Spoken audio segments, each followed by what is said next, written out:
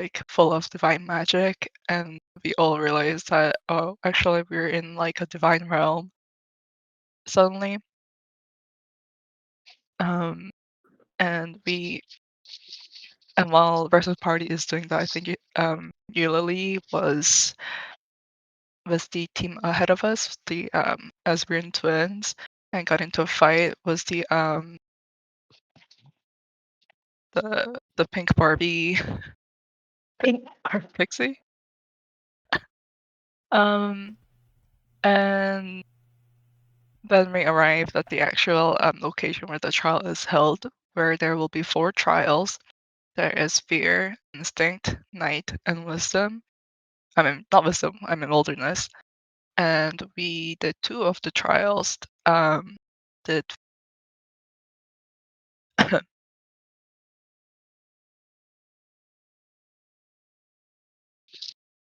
did I not write which one we actually did? Oh no, it's the trial of the night. We did the trial of the night first, which was puzzle based. And we solved it to get a moonstone, and once we solved it, no hard puzzles. Yeah, thank you. um, Once we solved it, we came back, and we were one of the first to arrive, and other people also came back in a various state of tiredness slash dirtiness. Uh, After the trial, a couple of people went to cover 4th grade for real. Went like asking her the questions, such as Ivani finding out about her heritage because she is a descendant from. I completely blanked out on the name. Yes. And Oberon also asking some questions and almost getting into religious debate was the caretaker. And after that, we went to the instinct trial where we went into.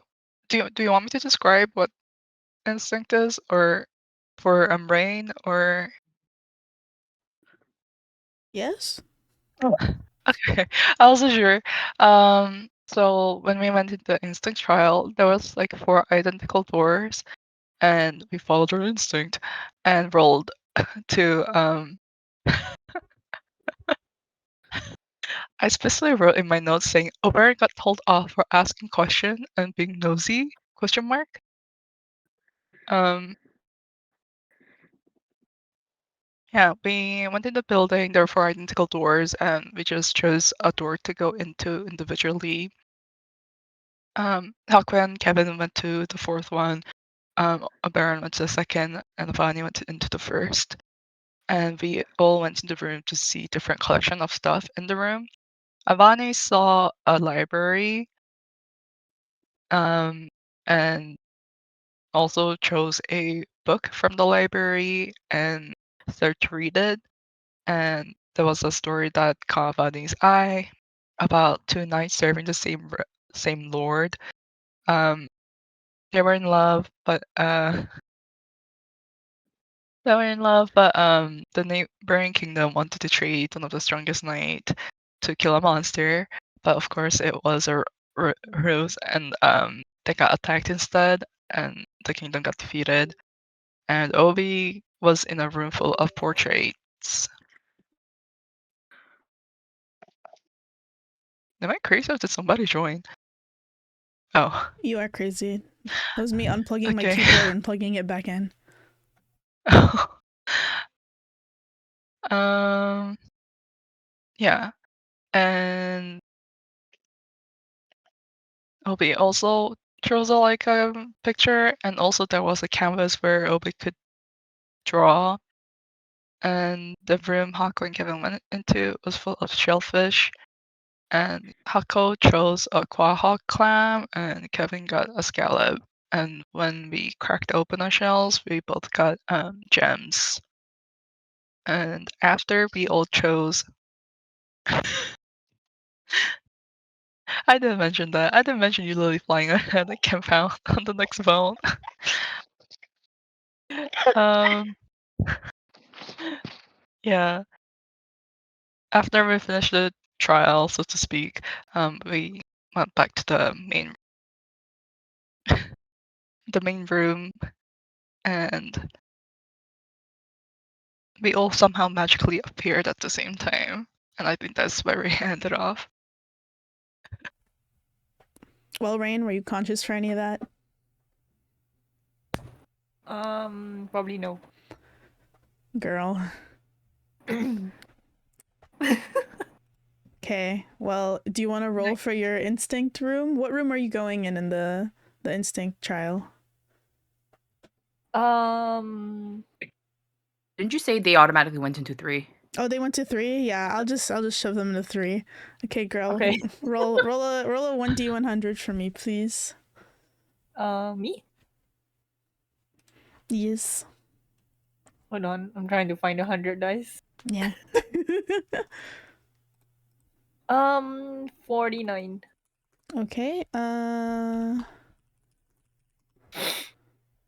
second.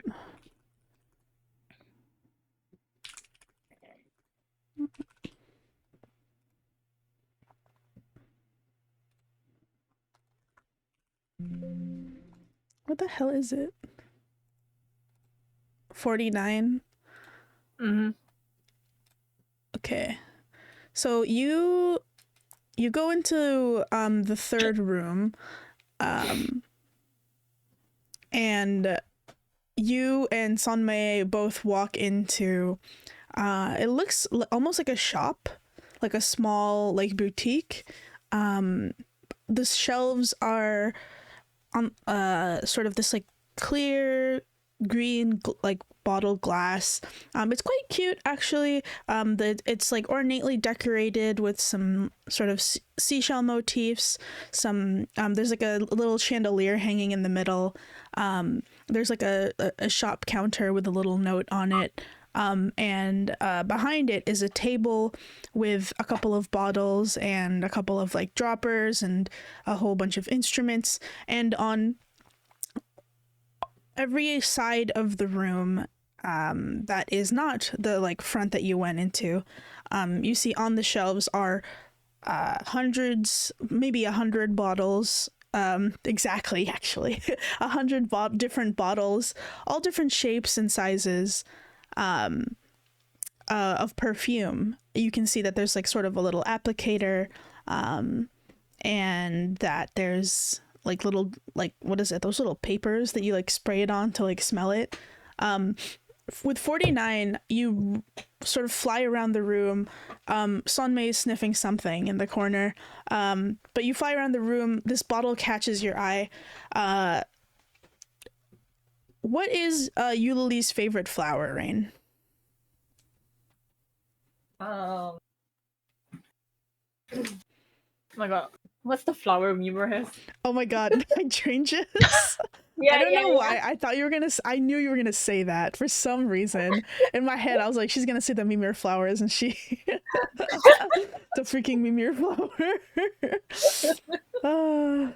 Yeah. Yeah. So you see, like, there's a little bottle. It is the same color as a Mimir flower blue hydrangea. I need to tell Julie about this. For those who are unaware of what Mimir flower blue is, it is a tiny like tiny little flower. They usually come in bunches. This bottle almost looks like a bunch of like a hydrangea bloom.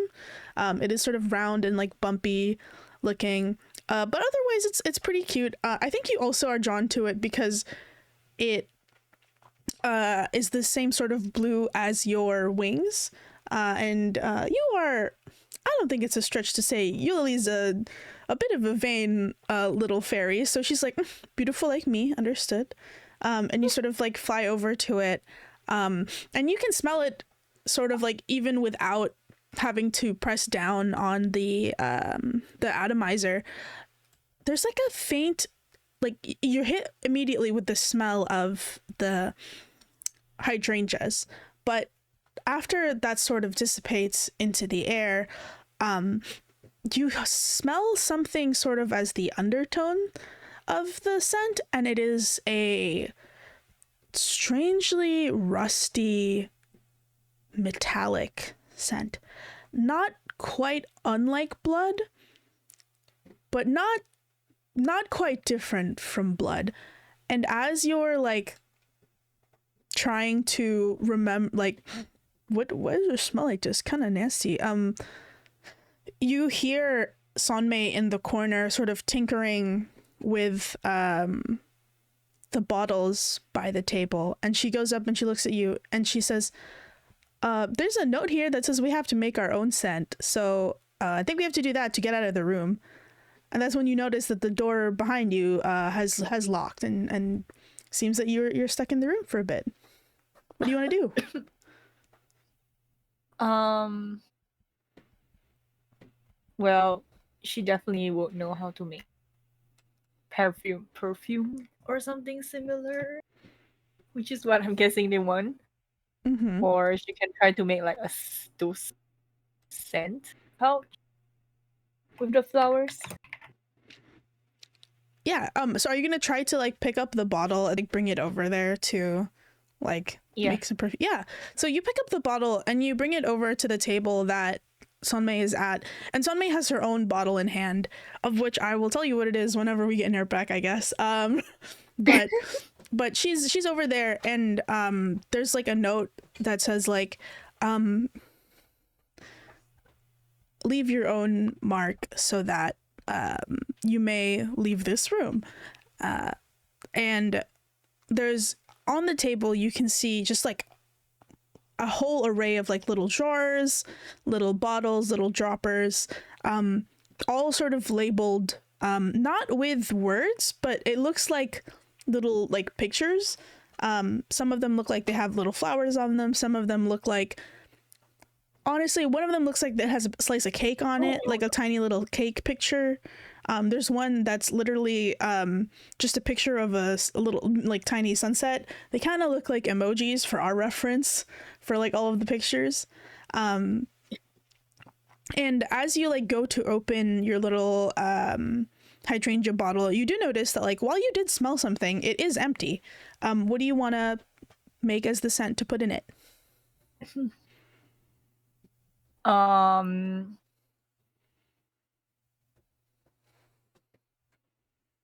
Is there any other flowers around? Give me quick, was it perception or investigation? Nat 20. Plus 4. Oh my god, girl.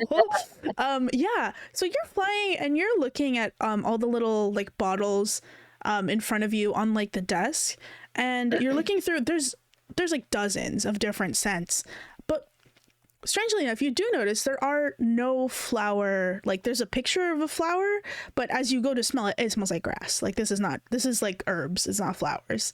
Kind of smells bad, honestly. And you're like looking at it sort of like head scratch, like why don't know flowers?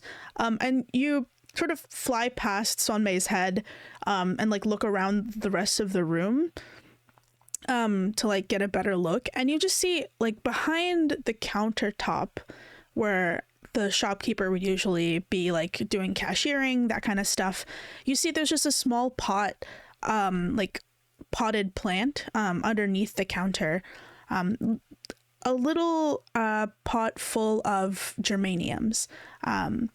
Geranium, to you for a second you thought it was hydrangeas because they kind of look similar, but they're not bunched up in the way that what do you call it, hydrangeas are so bunched up. So here's what geraniums look like, and then hydrangea, mimir plant.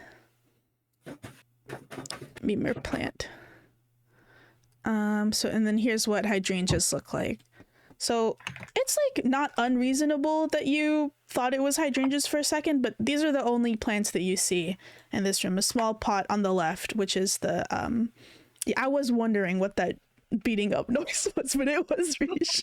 Actually that sound is Sonmei taking a mortar and pestle and bashing like something together to put into the bottle. You hear that in the background as you're like flying towards this tiny little pot of flowers. But yeah, as far as you can tell, this is the only sort of flowery thing in the in the room. Yeah, okay, go on. Yeah, yep. Like I just said, this is just the only flowers you see in the room. This small pot of geraniums. Can she just take it? Yeah. Yeah, okay. Stop! Yeah, okay. Okay. So are you gonna try to make perfume from the little geraniums that you found? She will attempt, but she probably doesn't know how to make a perfume. Give me a I don't know. Give me a wisdom check. You had a pretty good perception check earlier, so Wisdom check. yeah. 20. Yeah, I mean, yes, the geraniums were blue. They were as blue as the hydrangeas as Mimir flowers, but they were geraniums instead of hydrangeas. So you're like, I don't know how to make perfume, but it's not like it's hard. And you sort of just wander over. You see Sunmei bashing away at something in a mortar and pestle. You do note that like there seem to be a couple of bottles that just look like clear, and they're at the sort of at the left end of the table, and all of the ingredients to like smell, like things that smell, are on the right end. And so you kind of figure out it's a left to right sort of process, and you put some of the like the base alcohol and put the flowers in there and put some oil so they can steep, and you fill up the bottle, and as you sort of like test it out and like step on the sprayer, because I assume that you're gonna need to step on it to have it activate, and like it sort of lets out a small puff of air. It's not bad, honestly. It's quite pleasant. It doesn't smell like, you know, the best that you ever wanted, because they're not hydrangeas, but the geraniums have sort of a powdery, like gentle scent, like all of the good smells of a baby without the shitty poopy smells of a baby, and it's a little sweet on the back note. But as you're like pressing the lever, you hear like the door click open, and you move to like fly away. As you're flying away, the sort of last lingering scent of the perfume you made sort of hits your senses, and just for like a brief moment, it smells very distinctly of salt and sea and the beach. But that sort of like fades back out into the air as you like leave, and you see everybody else leaving at the same time from their rooms. Okay, quick question. Yes? Can I keep that bottle of disgusting smell?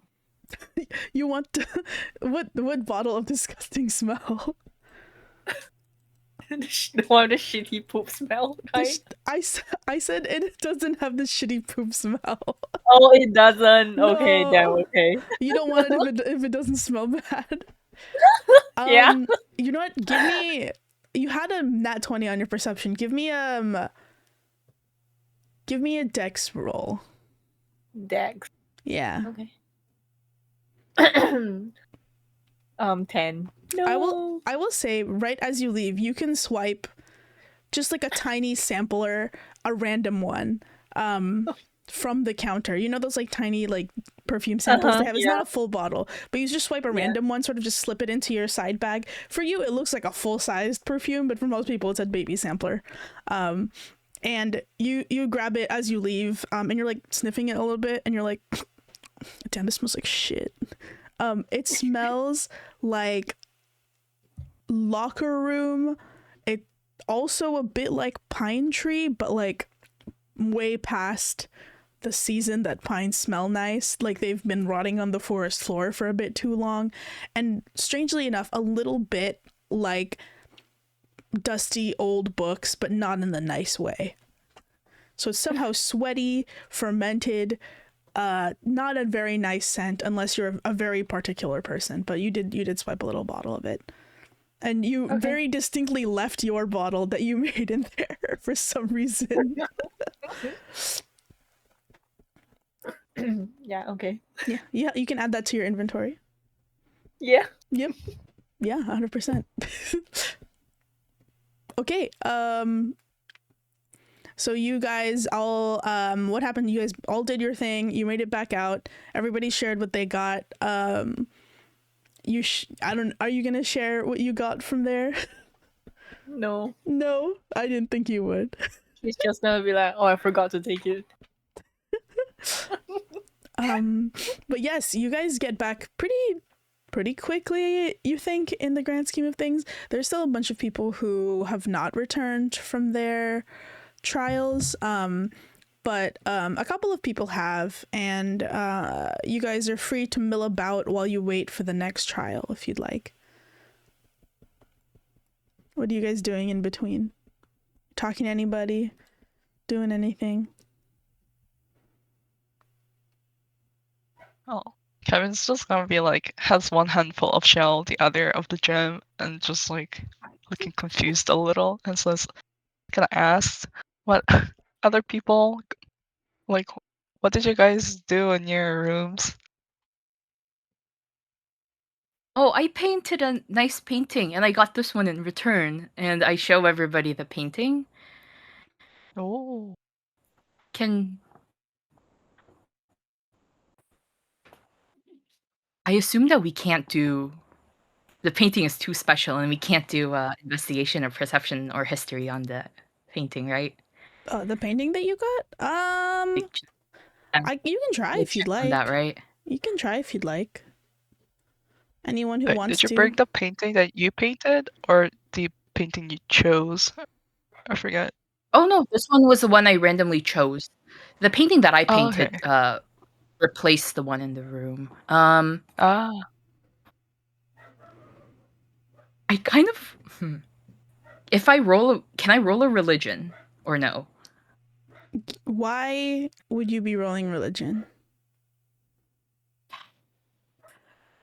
Well, I was like, well, it's a painting from in one of the what is it? God's little the Shutter's little home realm. So I'm like, maybe all the paintings in there were like of religious note.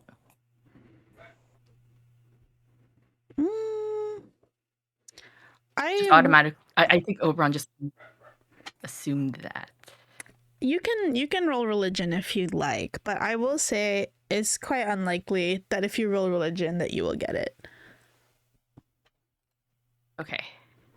You are What also not is you may be like a religion super fan, but I don't think you are a particular follower of the Shudder, so to speak. So okay. Well, I'll just you know what? I'll just look at it in investigation maybe then, just to yeah, see if there's anything interesting. I think you Yeah. guys can do Okay. investigation or you can do history checks. okay. Okay, we I do can investigate 19. it first, I guess.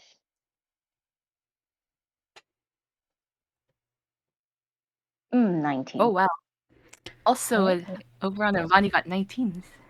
Yeah. Unfortunately, no. This person's face doesn't ring a bell to you. I'm not sure if you've seen it anywhere or not. You no clue who this job is. Oberon's just holding a painting of some dude.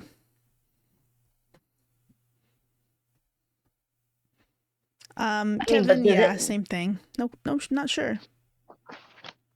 Does it look like it's from any particular like era, so to speak? I will say with the 19, you could tell it was painted. It's the sort of like style it was painted in. Definitely not very modern. Maybe a couple 100 years ago. Type of deal. It's quite an older looking portrait as well. Quite old looking. Like the paint itself, you can tell, especially Oberon, because you have some like experience painting. Has the like patina of like, you know, that people have to restore a painting type of patina. It's not very newly made, but It's in fairly good condition for its presumed age.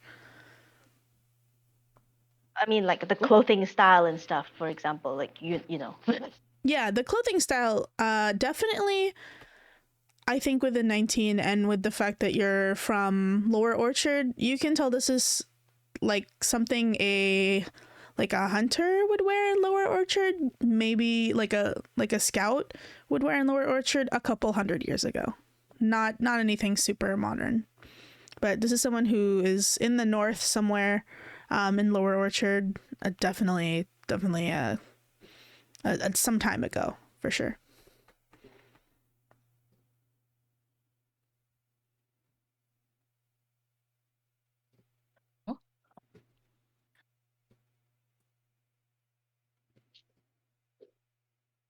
Did Avani share her book of stories? I mean, she's just holding it, and like if you ask about it, she will show you Okay. in greater I thought detail.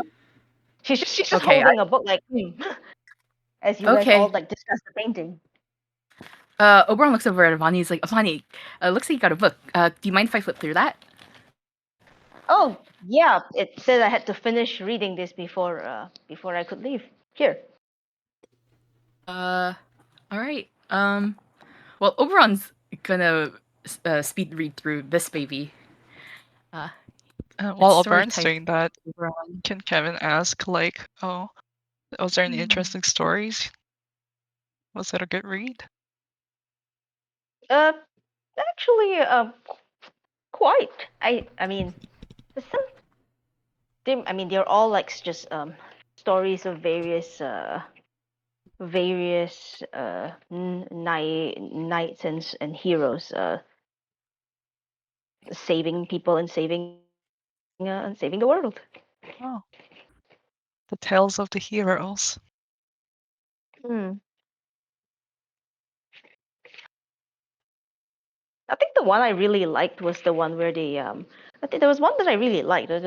They were two knights who served the same lord, and then they a neighboring kingdom suggested a trade. So in order to fight a certain monster, so they agreed for the sake of like opening up trade with the other nation. But in the end, they after they split up. Oh, I think one of the other things was that they were actually in love, but they split up for the greater good. Then after that, the neighboring kingdom turned out to have cheated them, and they were slain and devastated, and the kingdom fell.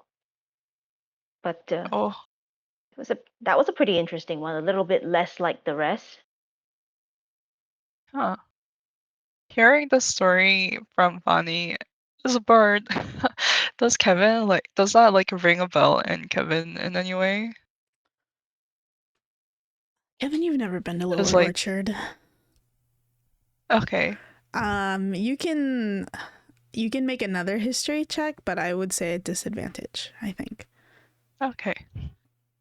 Question: does the book specify that these are knights, like stories of knights from Lower Orchard? This particular story is, so hence why I asked for that Okay, roll. but not the. Okay.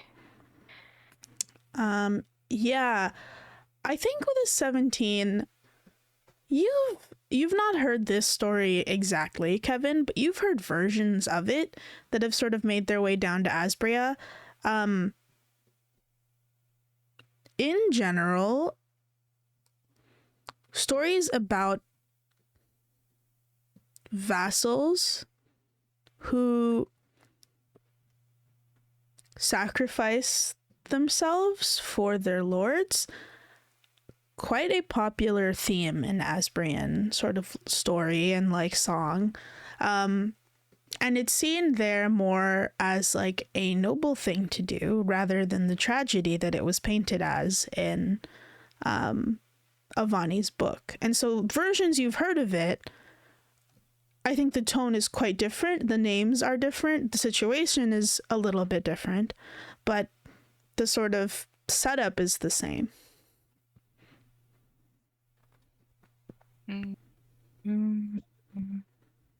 I see. Oberon's. Oh, go ahead. Oh, Kevin is gonna be like, oh, it's interesting how like different cultures take similar theme but can be told in a different mood. While the Kevin and Oberon are reading the book, can Avani go over to like one of the adjutants or like any of the priests there, Mm-hmm.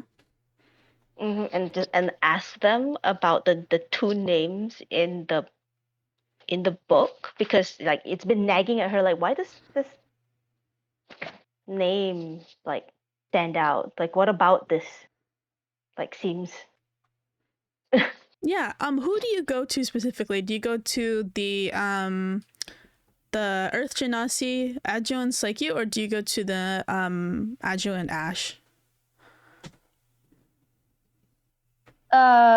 guess the adjuvant Ash, probably, because she's been like pretty helpful with information.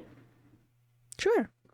Yeah, you can come up to her. She's I think she's moved from like the center. She just doesn't sit there all day. There's like she walks around. She has her own tent that's sort of off to the side here. But she's sitting in front of it. She's currently looks like she's like preparing a small tea break for herself. There's one of the other adjuvants that's with her, and I think there's I think these two, yes. So these two are they seem to be like having like a chat with her. Actually, this guy's just over there. This guy by himself is having a chat with her. But you can go up to her and ask a question if you'd like. Oh, hello. Am I interrupting you?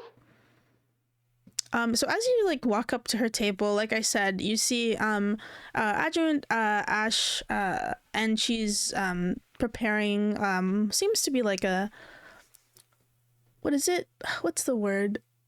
Like a tea set that's like it looks like Gaiwan tea, where it's like she has like the tray and she's pouring the tea over the cups and that sort of thing. And there's another one of the Earth Genasi like marble adjuvants next to her, and across from her is sort of looks like a half elf, you think. Looks like they might be from Heian, from like clothing, and wears some spectacles, and has sort of just like a pleasant smile and like nods to you. And Adjunct Ash says like, if my guest is not opposed to it, please come join us. And the individual across from Adjunct Ash says, yeah, of course, no problem, please. Avani, is it? And they like hold out their hand for you to shake. She does that and say, and you are... You can I don't come. believe we've been introduced. Well, I think everyone's a bit, how do you say, touchy for the trials, but I think it's nice to make friends. My name's Yuma. Nice to meet you. Nice to meet you. An elf, you said, right, Moni? A half elf. They look like a half elf to you. A half elf. Yes. They have sort of like give me a quick you can do insider perception if you'd like, as you like shake their hand. Perception, I guess. Mm-hmm. 22. Yeah. I'm pretty sure you've never met this person, but something about their face feels familiar to you.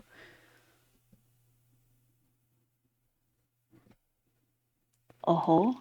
Like they're something about their features.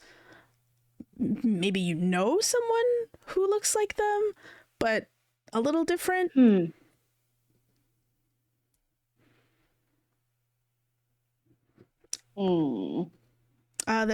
here, I'll put it in the. So they introduce themselves as Yuma. Yuma. That does look. I was now that I'm squinting a little harder at the picture, it does look very familiar.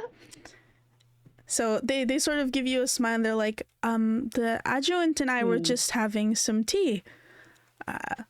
please come join for a bit if you're done with your trial. Okay. She will sit down and she will sit down and join them, and then she will say. Then I guess she will she will actually ask the adjuvant that she'll start with I found a book recently, and I was wondering. I think I might have heard the story before that was in it, but I don't really recall the details. It's one of the ones in it's from Lower Orchard, right? The story about the Knights Lake Pycross and Macy Carnation Redborough. Adjuvant Ash Blackwood sort of like takes a sip of her tea and she sort of nods and she's like, so that's the one you picked out. Interesting. Yes. Lake Pycross, and I can see Oberon clopping over to eavesdrop like a little weirdo. Right. So Lake Pycross and Macy Redborough. I'm not surprised you wouldn't be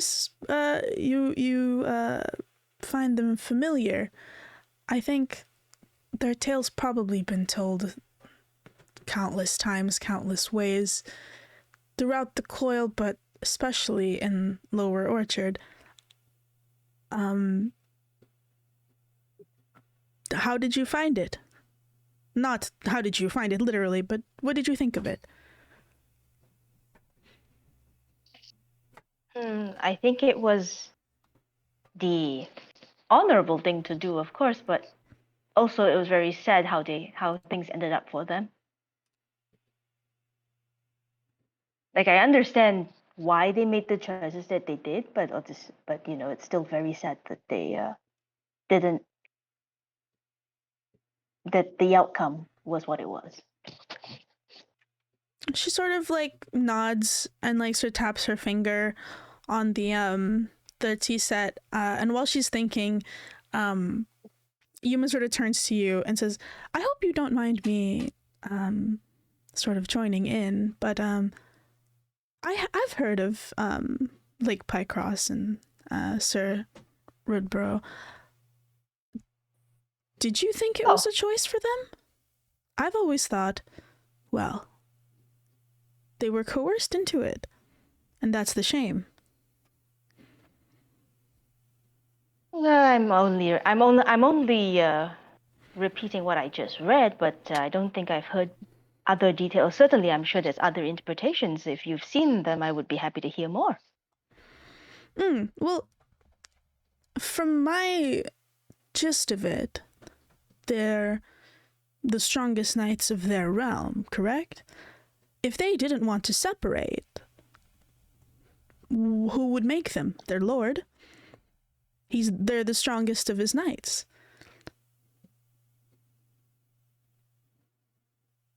Are we bound to listen to leaders that don't have your best interests in heart? Should we not have more freedoms than that, especially if you have power yourselves? And you see Yuma's eyes sort of just slide like slightly over to the left, or I guess my right on the screen, their left, but yes. Okay. As in, like, towards the adjuvant? No, towards the individual that they came in here with, who's like sort of leaning against like one of the brick walls, sort of like arms folded, eyes closed, like they're asleep. But Avani, even without any checks, you can tell he's not asleep. Avani will say then, if you were saying that they had the power to refuse, then why would you say they were coerced? That's it, right? They were coerced by their sense of duty. isn't it? I've always Hyen has this strange thing, right, where a lot of people believe in their destinies and their sense of duty to their destiny, and they follow it to the end, damn their own better interests. And I've always thought, if it doesn't suit you to follow the sort of identity given to you, then why force yourself to continue to fit into that box? For them, right, the box was knighthood and the trappings of knighthood. The I serve my lord and must listen to what my lord tells me because it is my duty. I must be sent out to die to be separated from my loved ones. For others, it's, well, I was meant for greater things in life, so I set out to go do them. But those greater things in life might get you killed. Might get you, I don't know, not in life anymore, I suppose. It's all a bit... And then they shrug, like, sort of, like, helplessly, depressing to me, I think. But whether or not to pursue that destiny, as you say, to follow this duty, is in itself a choice of the individual, right? If nobody could force them. I've struggled with that lately, right? Like, for the sirs, their choice was to follow their duty, but who put it into their heads that it was their duty at all? That is what knighthood was about. The sort of definitions of things, the way that, well, this just sounds like me complaining about society, but, we live in a society, haha, as you say. But the sort of boxes that define our identities feel like coercion when we go against our better interests to fulfill them. Even if it is and then does make like a quotation, like gesture with their hands, a choice. Wait, so that's only if you care what society thinks, right? Of course.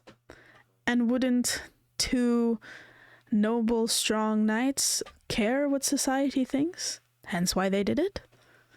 I just thought it was a bit sad. Not the dying and being separated from your lover bit. Well, of course that's sad, and the way that things are objectively sad, but the reason it happened, the underlying reason was sad. I agree that it is sad, but at the same time, I think it is also a choice that they made. If they believe that their honor as knights was their most important priority, who are we to say that that's not a choice that they should have made? At this, adjuvant Ash Blackwood looks at you and says,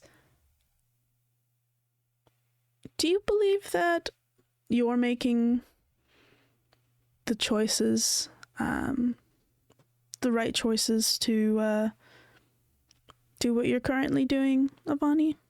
Is this what you want to be doing? I don't know if they are the right choices, but I certainly believe that they are in line with what I believe in.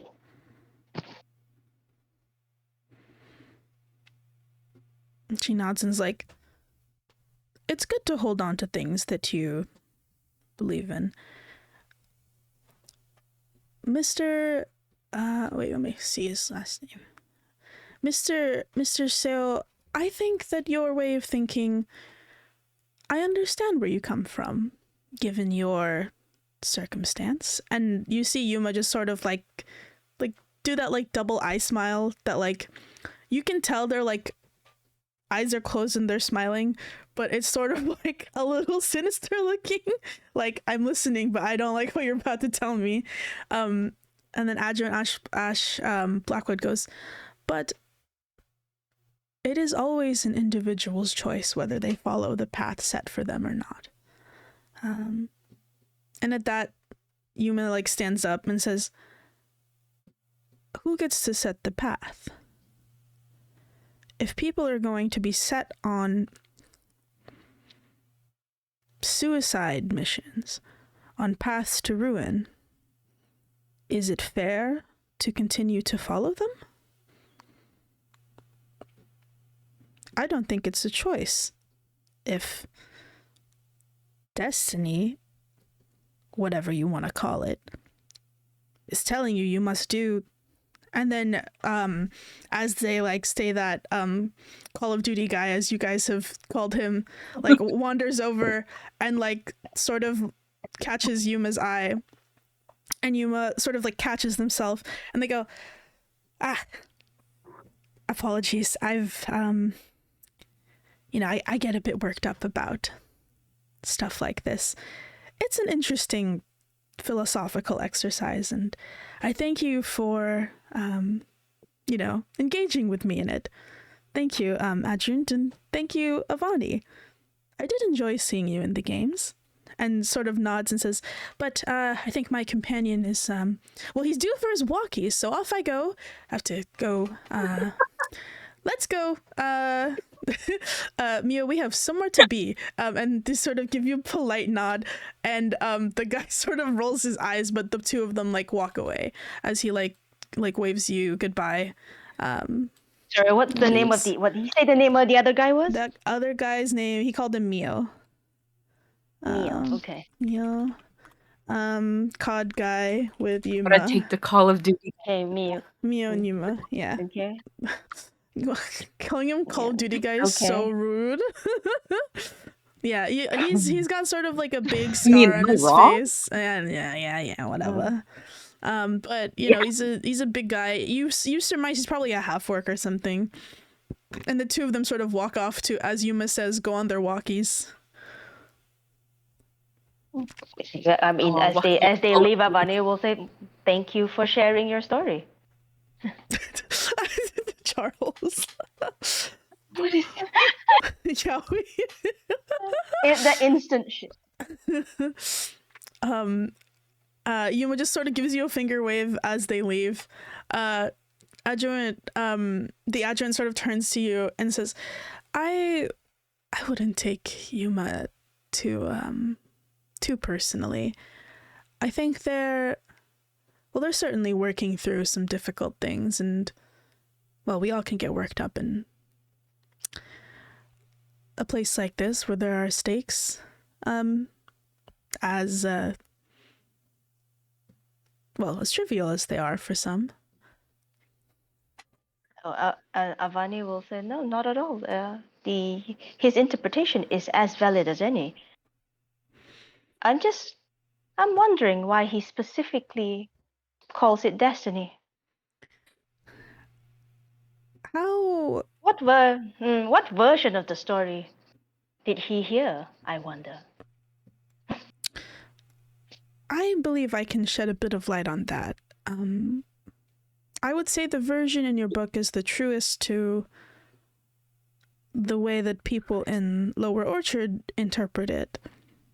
But Yuma is from Haiyan. And Haiyan is a big place, of course, but I believe the version of the story in their eyes is that the two sirs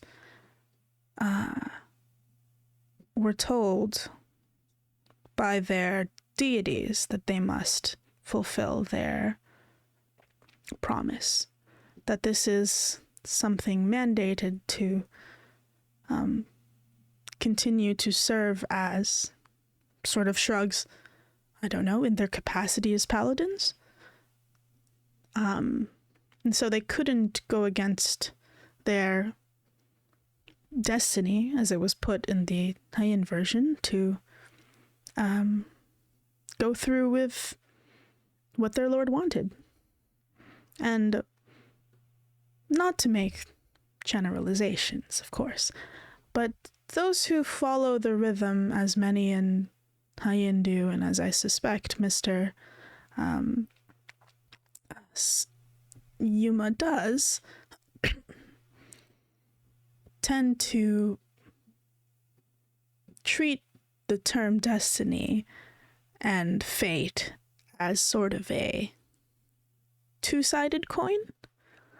One half is something grand and beautiful that is a blessing, and the other is a shackle with which they try with every might and fiber of their being to break. And I think we can we can tell what half that Yuma is on. That's interesting. I guess that does shed some light on why he would see it that way. They're deities, you say. Who did, by any chance, was it ever recorded who they served? I'm afraid that's been a bit lost to time. It's not particularly clear who they served, but I know it wasn't Our Lady, despite them being in Lower Orchard. And that's not just to, as a biased party, that I very much am. And she just gives you a little smile. No, I think they served maybe some lesser deities, some minor deities that, frankly, I can't recall. I see. Well, this was very enlightening. Thank you for sharing. Perhaps I shouldn't be interrupting your break. It's of no problem, and I wouldn't worry about it. As she looks up and sees like a couple more people filtering in from the south and the like sort of top right trials.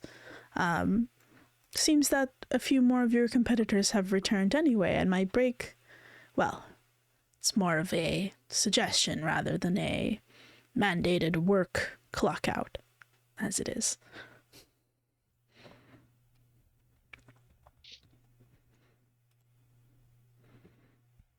Thank you very much. And so then Avani will go over to the people who are obviously eavesdropping. I mean, you guys are not subtle, just saying. No, they're just sort of Oh standing yeah, No. there. Oberon's No, The no. man standing on the stairs. Oberon's like Totally He's unsubtle. Let's just get lounging. this out of the way. It's usual. He's almost done with his They book. will. I know. Avani will just ask if they saw Charles and Oberon saw Charles and Oberon. the other two Charles and people Oberon? leave. Me when Oh Charles my and God. Oberon are in the So, coil. you know, What's Over. happening? we're all getting confused, right? Yeah, Kevin and Oberon saw the people who just left. Yes, the Yaoi pair. Yeah. Oh, Us Oberon's actually like "Oh, discussing in our corner about are those guy yaoi? Question mark. Man, Yowie. Okay, Oberon's so like, yeah, so I guess the subject of your discussion. So I take it you saw them. I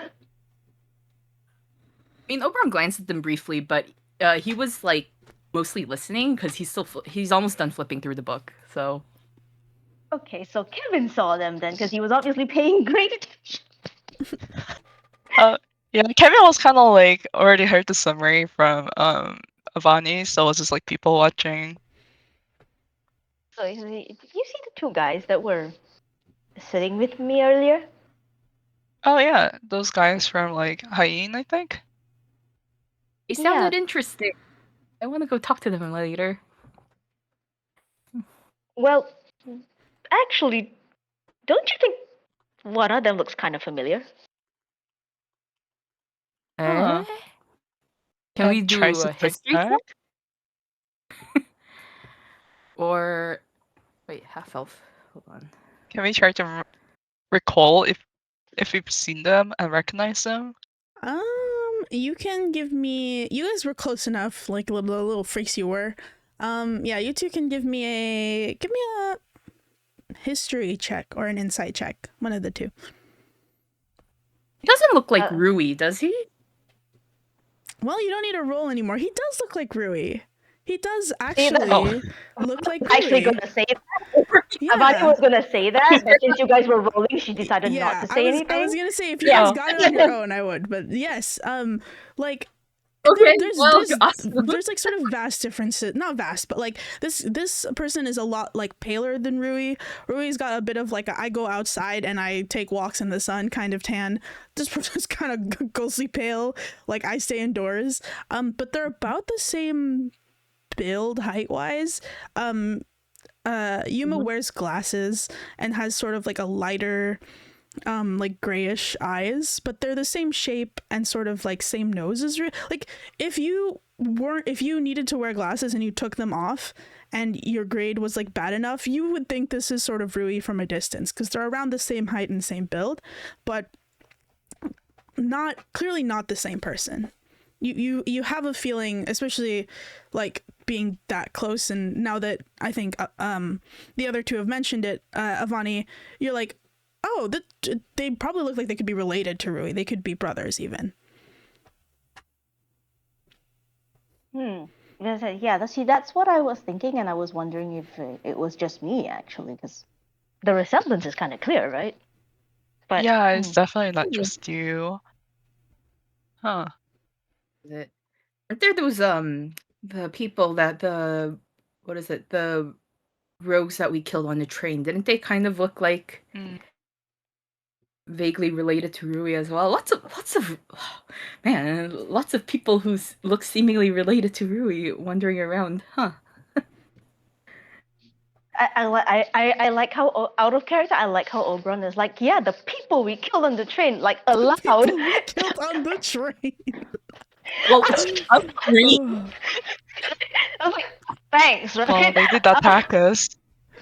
The people that we killed on the train look like this one guy that's here.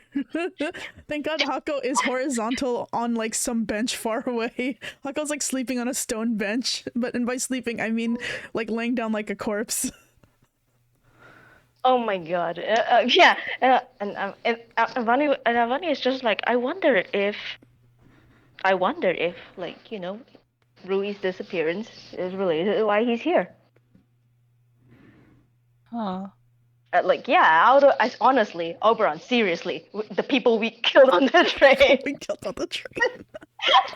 Well, It Rui was just saying it at a self-defense. lower than conversational voice, but now you just blurted it out loud about 5 times as loud. So No. I'm just like out of character. Seriously, Oberon. well, yeah, nobody's around, and like you know, like whatever. Yeah, nobody's around. Give me a perception check. All of us? Just OB I think is the closest. Yeah, 10. Nobody's around. It's not foreboding. OB may be a fool.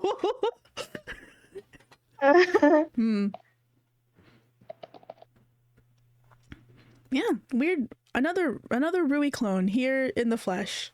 Well, I wouldn't say clone. They do look different. Like they don't look the same, but they look related. While you guys are talking about the people you kill on the train, Yuli, what are you doing? Can she go to the ferries? Yeah, go over there. Oh no. Stick them up. Stick them up.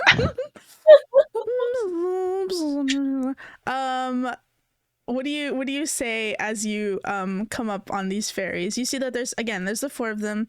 They're sort of like whispering amongst you. They're like you can kind of start hearing them from a distance. So What do you want to say to them? she's like, "Hey, uglies, what's up?" You see Bianca the Orchid Mantis fairy. She like whips her head up at you and she's just like, "Takes one to know one, fellow ugly, get over here," and like pulls you into the like little fairy circle. And she like pulls you into the circle and is just like, that stupid. Did you do that stupid instinct thing?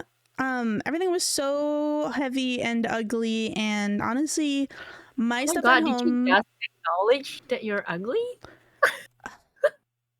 I'm not ugly. You're ugly. If you're ugly, Or I'm ugly. you just We're said- ugly. Okay, get it No, together. you just said it takes one to know one. Yeah, you calling us ugly. You don't even get. Oh, sort of tries to like taps your forehead. What's in there, girl? Wake up. We're both ugly. Get it together. You know why we're ugly? Because the stupid fairy realm needs people to come save it right now, and you're over here dancing with some weirdo freaks with wings. What are you doing? And she like flutters her wings as she says that. Well, you have wings too, you know. Yes, but mine are cute and made of like beautiful pearlescent, you know, keratin. Look at this. And she like flutters them, and a little bit of like glitter comes out, like just sort of falls down. Eulalie kind of like, you know, touches it and she's like, feels like plastic. What the hell is plastic? Oh my god. How could you not know plastic? I don't know anything about the material realm. You know why? Because it's ugly, like you. Bleh. And then the the silk moth sort of like puts his hand over her mouth, and it's just like, Bianca, shut up. She's not gonna listen to what we have to say if you keep calling her ugly and stupid, even though she clearly is. And then you hear her muffled voice behind like and the silk moth turns to you and is like, you know this person also, Eulalie. This is Mai. Wait, Yeah, which one is this solo? This one on the bottom. Oh, okay. Yeah, they like turn to you. His name is Mai, and he's just like, Eulalie, why haven't you been back yet? We've been trying to contact you. Well, at least your parents have been trying to contact you for like, I don't know, a week. Shit's happening. We have to. You know the hags are. They've taken the south quarter of the city. Yo, what do you mean my mom's trying to contact me? She literally sent me out on an errand. That's why I'm here. She sent you to come back. No. She told you to sent me come. to a letter. She sent you a. Did you not get it? It was a week ago. And Yuli, you remember, a week ago, you were stuck in a jar for approximately like 3 days. And so you didn't really hear or see anything while you were in the jar. Which may have accounted for the fact that you didn't seem to receive any message from your mom. Eulalie's just gonna like scratch her head like, no. The green mantis, which is this person over here, sort of like tugs on like Mai's like coat and is just like, are you gonna tell her about the uprising? And Mai's like, I'm getting to it. Okay, so I'm here. Well, we're all here to petition.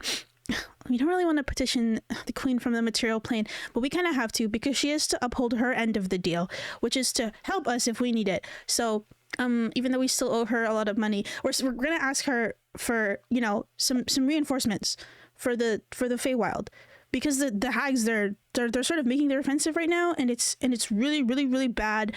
And I know you don't like Bianca, and Bianca doesn't like you, and Bianca goes, I like Eulalie. I think she's a funny little foil for me to. And then the scarab knight next to them puts their hand over Bianca's mouth and is just like, shh, we're here to help. And you hear Bianca just in the back, and they're like, okay, well, are you basically the hags have taken the southern quarter of the city. The queen's not happy about it. And honestly, that is not even including all the shit that's happening with the succession right now. I know you're here to help. And then like winks at you, Miss Merlin, and the wink is really bad. It's like 2 blinks, and their eye twitches halfway through one of them. But I think you're gonna need to go back before. If you actually really want to help, we really need people to come back, which is why we're here to do this stupid human petition thing.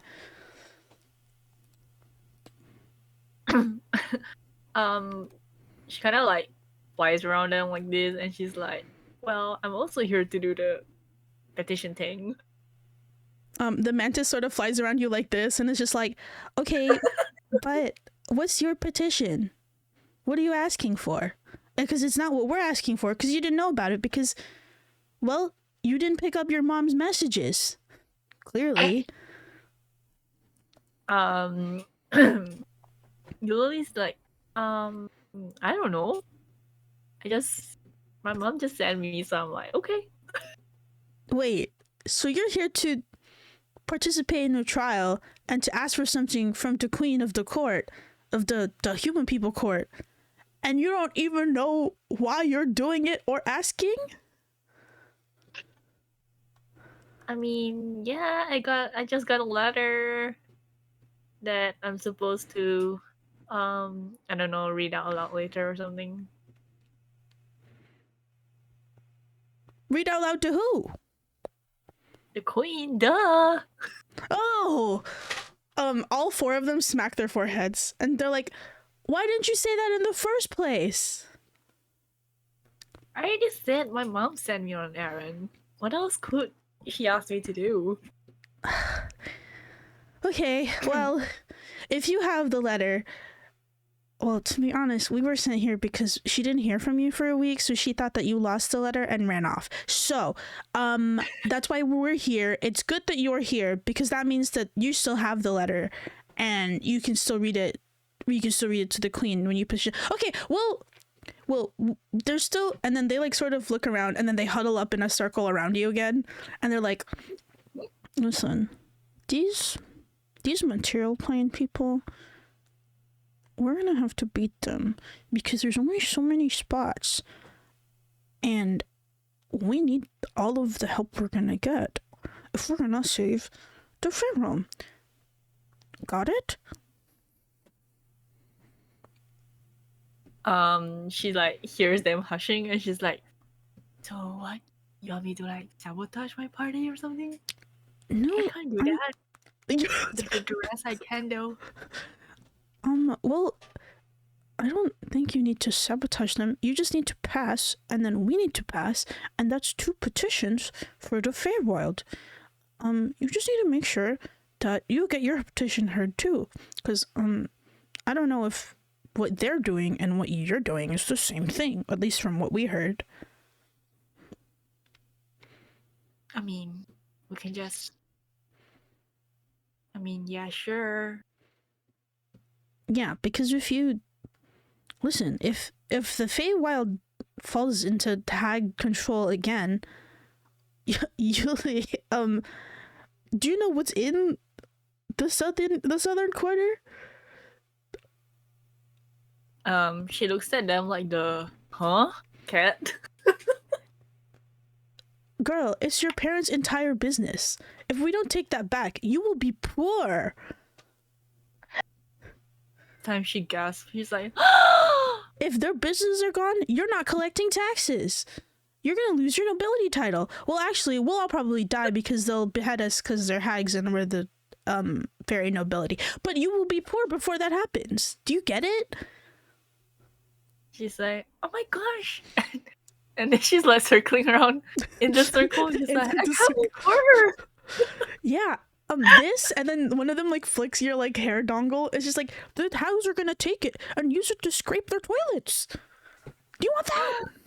The toilets. The hag toilets. Name their pots. They're gonna use your hair as a toilet scrub brush. Well, I can just get a week, can I? That's not the point. And then the sort of the green mantis like shakes you by the shoulders. We have to save the pharaoh. Do you get it, Yuli?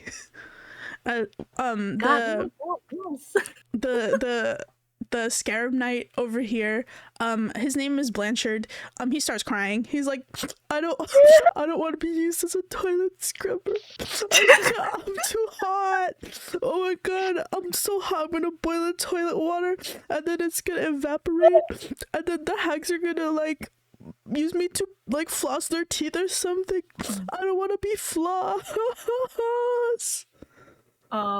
So when he starts crying, Eulalie grabs like the horn on his head, Oh yeah.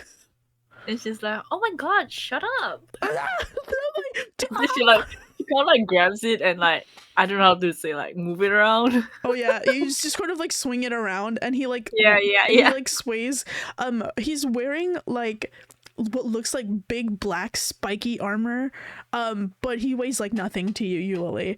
Actually, he just weighs nothing at all in general, and he is very easy to like swing around. He's just like, stop! I have vertigo. I'm gonna throw up.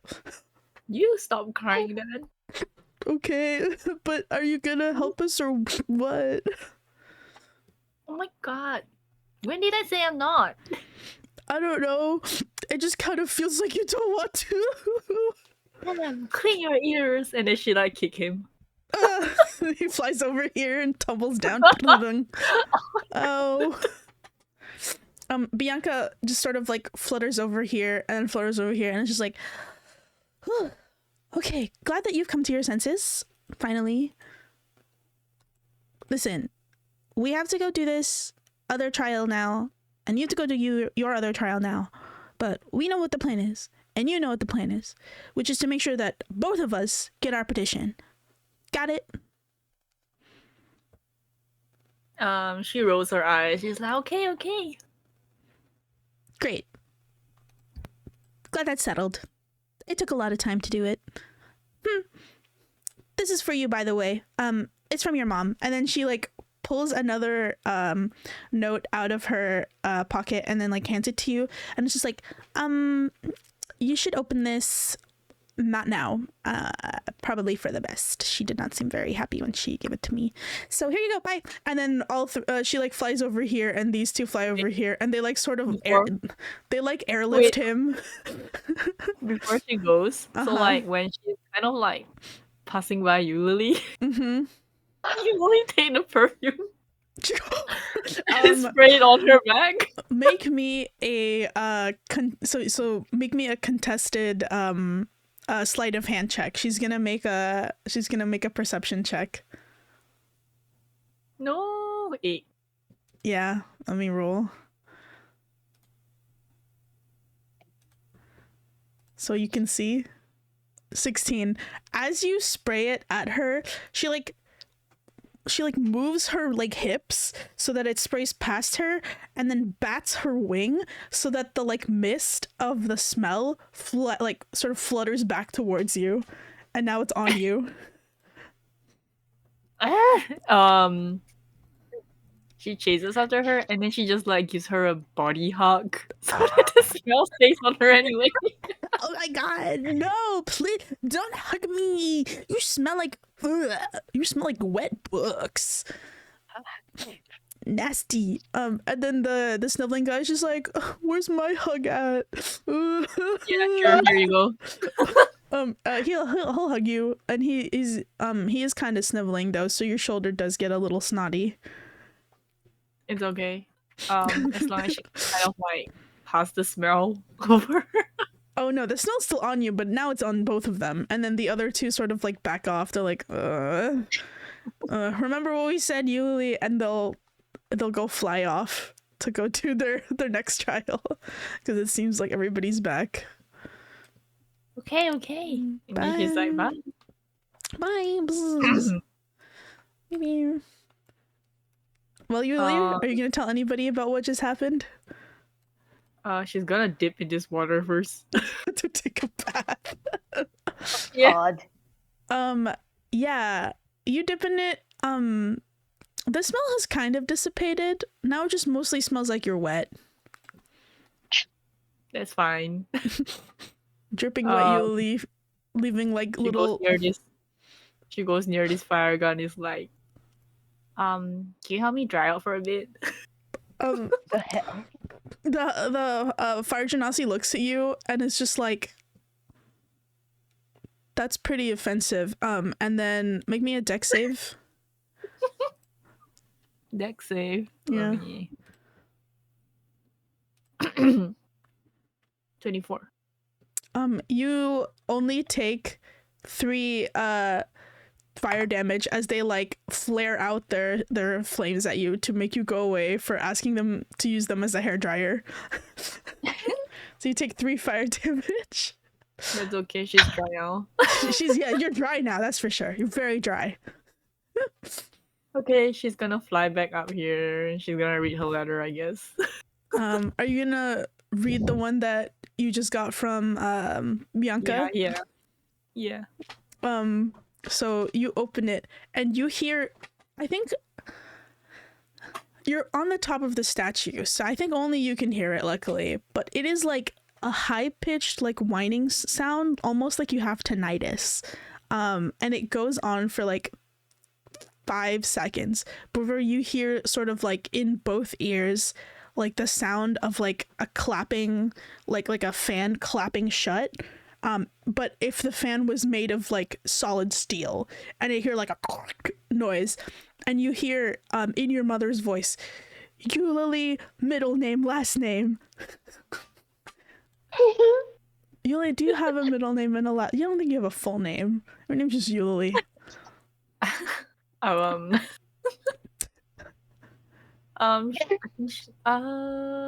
She does, but I haven't like thought about it, so don't worry about it. Okay, well, just say that it's Eulalie, middle name, last name, just like your own name, Rain. That's just fucking full name. Eulalie, middle name, last name, second last name, hyphenated last name, because you're noble, so you have like 6 names. You have not been in contact with me for an entire week. I have sent you out, and you are to report to me at once what you are doing, and if you are even on track for your mission. The Feywild is depending on you, silly little girl, to do as you are meant to do, your duty as a royal. Do you even care about what happens to Miss Merlin? I think you don't care about anything your entire life. If the Feywild goes down, so does your allowance. Do you understand? Anybody? Let me see. Oh yeah. Give me the 3 of you at the bottom. Give me a perception check. Okay. Oh my god, that's so funny. Fingers crossed. No, Hell yeah. no. 25. No. Yeah, you two don't hear anything. Kevin, you hear just the slightest like whine of a noise. You now know, and yeah. And you hear just like a tiny little voice coming from the direction of the top of the statue. Oops, I'm moving Kevin on accident. Coming from the top of the statue. It's a bit far. It's like I said, it's like 40 feet away and like 20 feet up, so you can just barely hear it, but you can hear the sound of like a woman's like tiny high-pitched voice, and it's what it just said. And then the letter goes on to say, I've sent your 4 more capable classmates to petition the queen, as I have told you to do, because I do not even know if you are alive.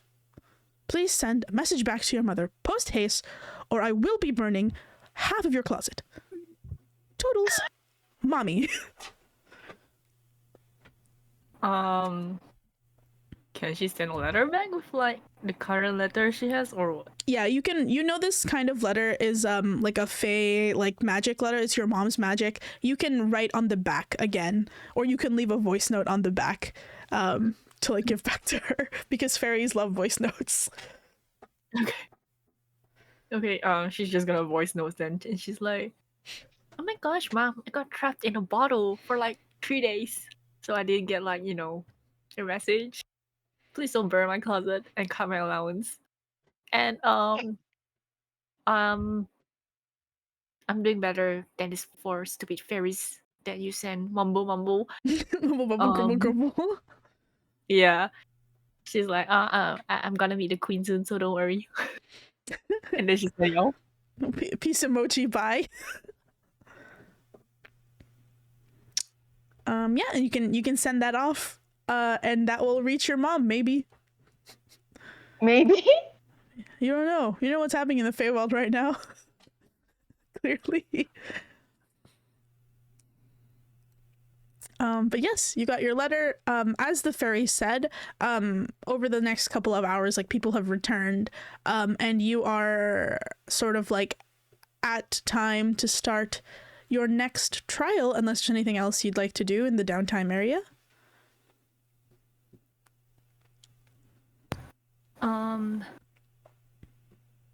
Nothing else for you, Lily? I guess you'll like go rejoin the team. How much did Kevin catch of the letter? Oh, bro, you caught all of it. You caught all of it plus Yuli's reply.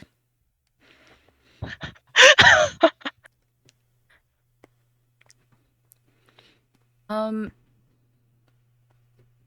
Oberon go ask the adjutant what the paint, if she knows what the painting is about or who it is?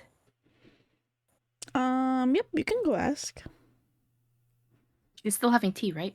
Yeah, I think this will have been like maybe a couple hours later when some other people have come. At this point, she's just like she's back to whittling, minding her own business. Okay. Oberon goes over and is like, pardon me for interrupting you again, Adrian Blackwood, but I was wondering if you knew anything about the figure in this painting. And then you show her the painting. And then I show her the painting. She gives it a look. Are you supposed to be moving around? Sorry. What were you saying, Charles? No, I was wondering, like, Grace meant to move around. if I was bugging out. Oh, Grace is walking up to Adjuan Blackwood. That's why. Oh, okay. Yeah, that's who Grace is talking to. Or Oberon's talking to. Yeah, talking to her from the stairs. Haha. Yeah. Adjuan Blackwood looks at the portrait and sort of like some sort of emotion flashes across her face just ever so briefly. She looks down at it and she says, is this what you picked from the Trial of Instinct? Suppose you were in the portrait room. Yes, I was. I mean, I went with my instinct. And that's what I came out with. And out of curiosity, what drew you to the portrait? What of it caught your eye?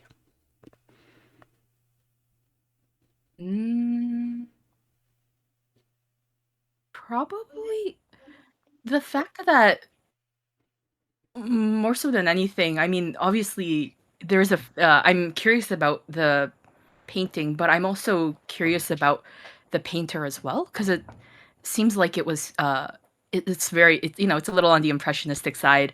Seems like it was done maybe with speed, also with great skill as well, but it seemed almost like a really fast glimpse of someone. So I was curious about the actual portrait and the figure, as well as the painter who actually painted it.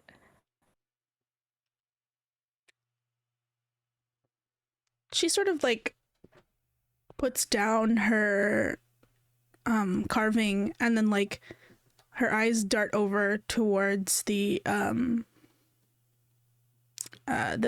genasi, and she like gives a little bow as she like stands up and like goes off to like attend to people, and she sits with you and in a low voice says,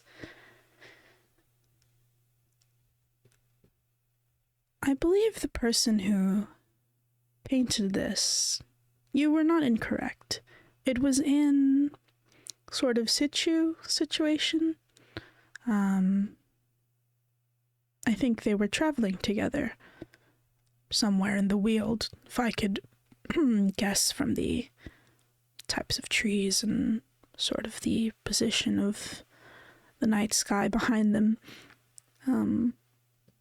Yes, I believe the painter and the subject were a married couple, and this was something they did every day. Not the painting, of course, but the sort of walk through the woods, through the Weald, and they just wanted to capture an image of their beloved.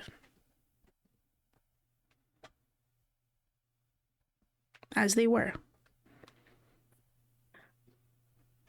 Oberon kind of looks at the painting and is like, I figured it couldn't have been, a pair of strangers, considering, I don't know, there's something, knowing about how the painter captured this figure in the portrait. Almost as if wanting to, I don't know, preserve a memory of them. And their eyes just sort of flicker to you briefly and then back down.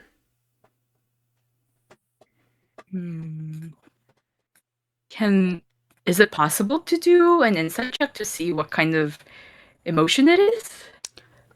Yes, you can do an insight check if you'd like. Oh, 11. Nope. Yeah, no. I think, you notice that she's being very careful as she speaks to you about this painting. But also just the way that Azure Blackwood speaks in general is quite measured and careful. Mm-hmm. Interesting. Then...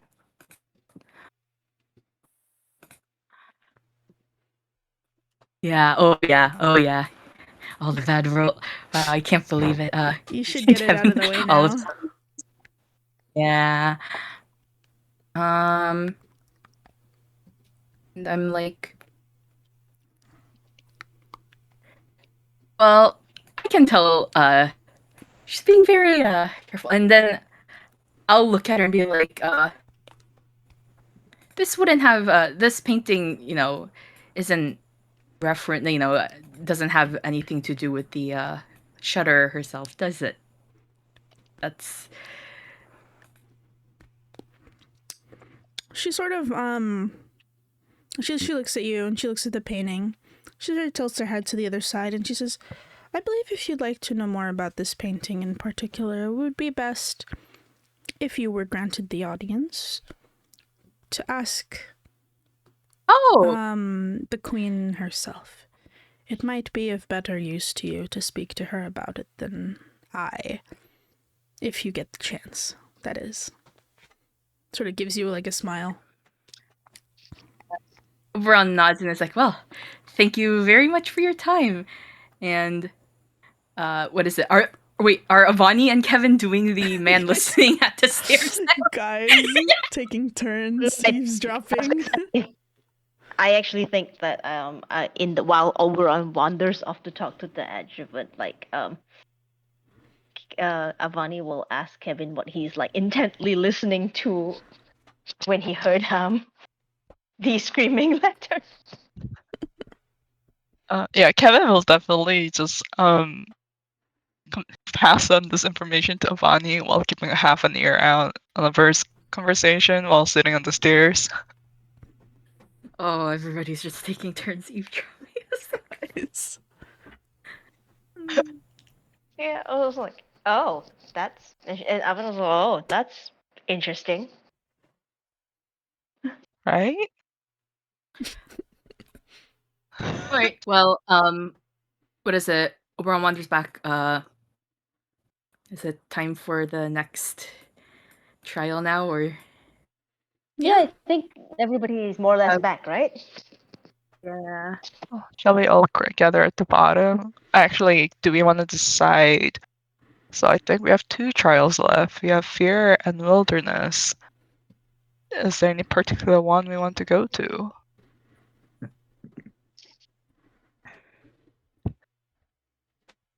Get over here, Hako.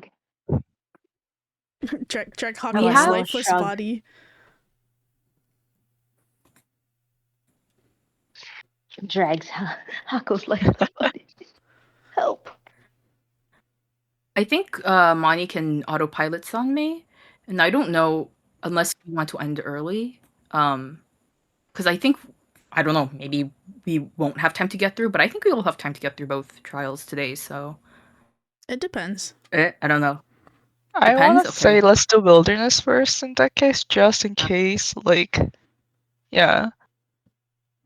just in Right. case we want Sami for fear, and hopefully Nero will be here next time.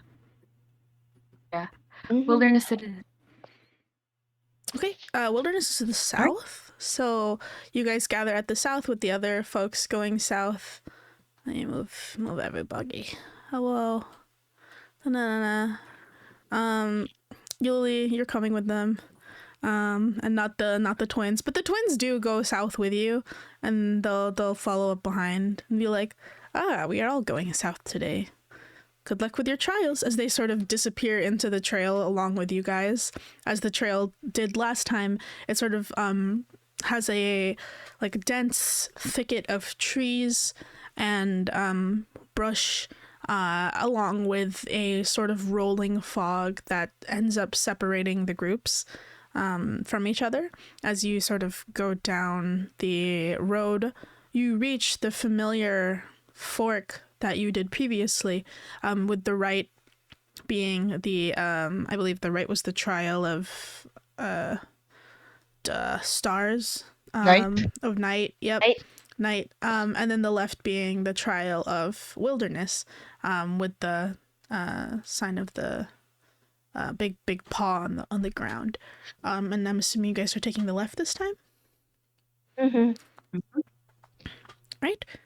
So you move towards the left, and you find yourself following a trail that grows more and more fallow and thin and sort of disappearing, having the wilderness and the grass and ground underneath you start to take over it the further you follow it.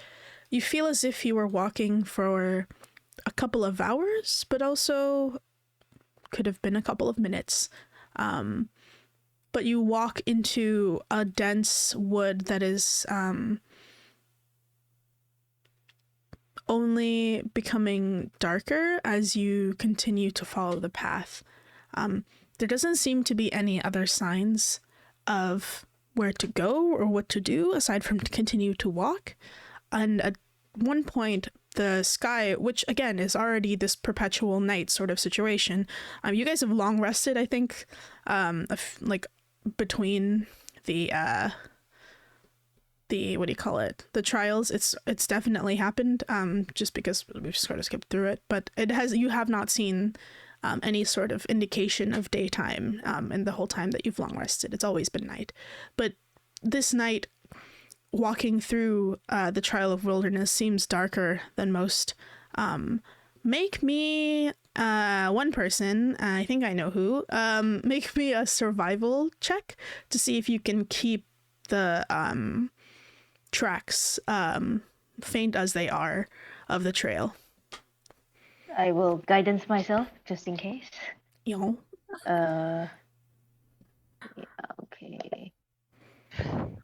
Avani, we choose you. 4 for the guidance. 22. 22, yeah. You are definitely able to keep an eye on the trail, as faint as it has become and as dark as it is.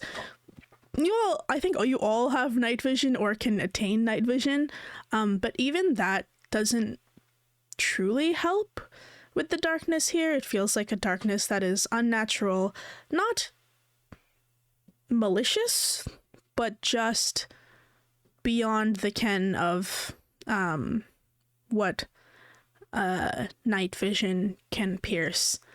Kevin's not even bothering to cast night vision. He's just holding onto someone's like arm.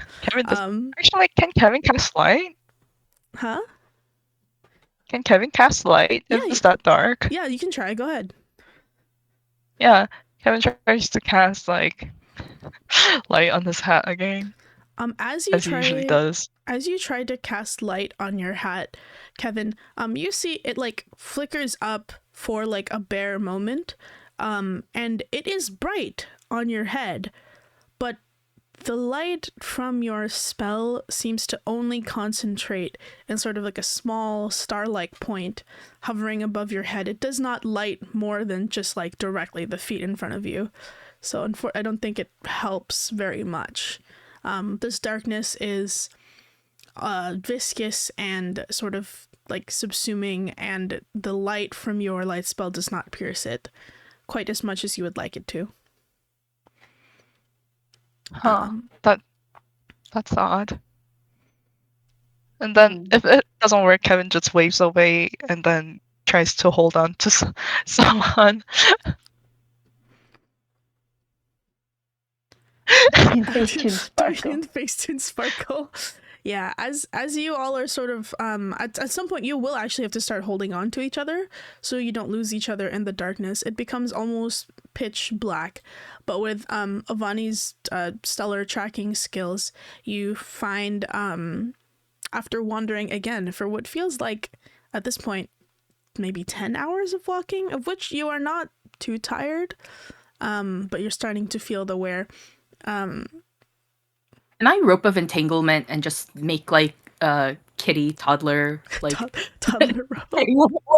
I mean, technically, we just all hold on to the rope, right? Yeah, we could just hold on the rope. Yeah. Yeah, all of you, as you are being kitty tied and following this this rope, make me perception checks. All of us? Yes, please. Guidance myself again, just in case.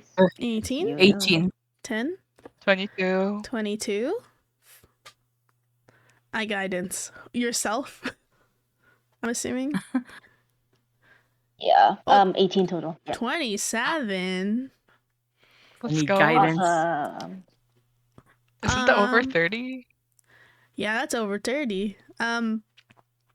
So as you all are in the darkness, Hako, who does not have dark vision, hilariously, you, I think, rather than see it, you sort of sense it. As you stare into the darkness, ironically, you start to feel the back of your neck start to sweat a little bit, and then you feel something staring back at you through the darkness, and it just for the briefest of moments, there is like a faint sort of wispy bluish purple in the distance. If Kevin did not extinguish his light, this would have been impossible to see because it was so faint, and even the like glow on Kevin's like little star light would have sort of drowned out that light. But yeah, you see it sort of, I'm assuming Hako's towards the back, middle back. You see it maybe if you're heading north, if you're heading south, this is to the east of you.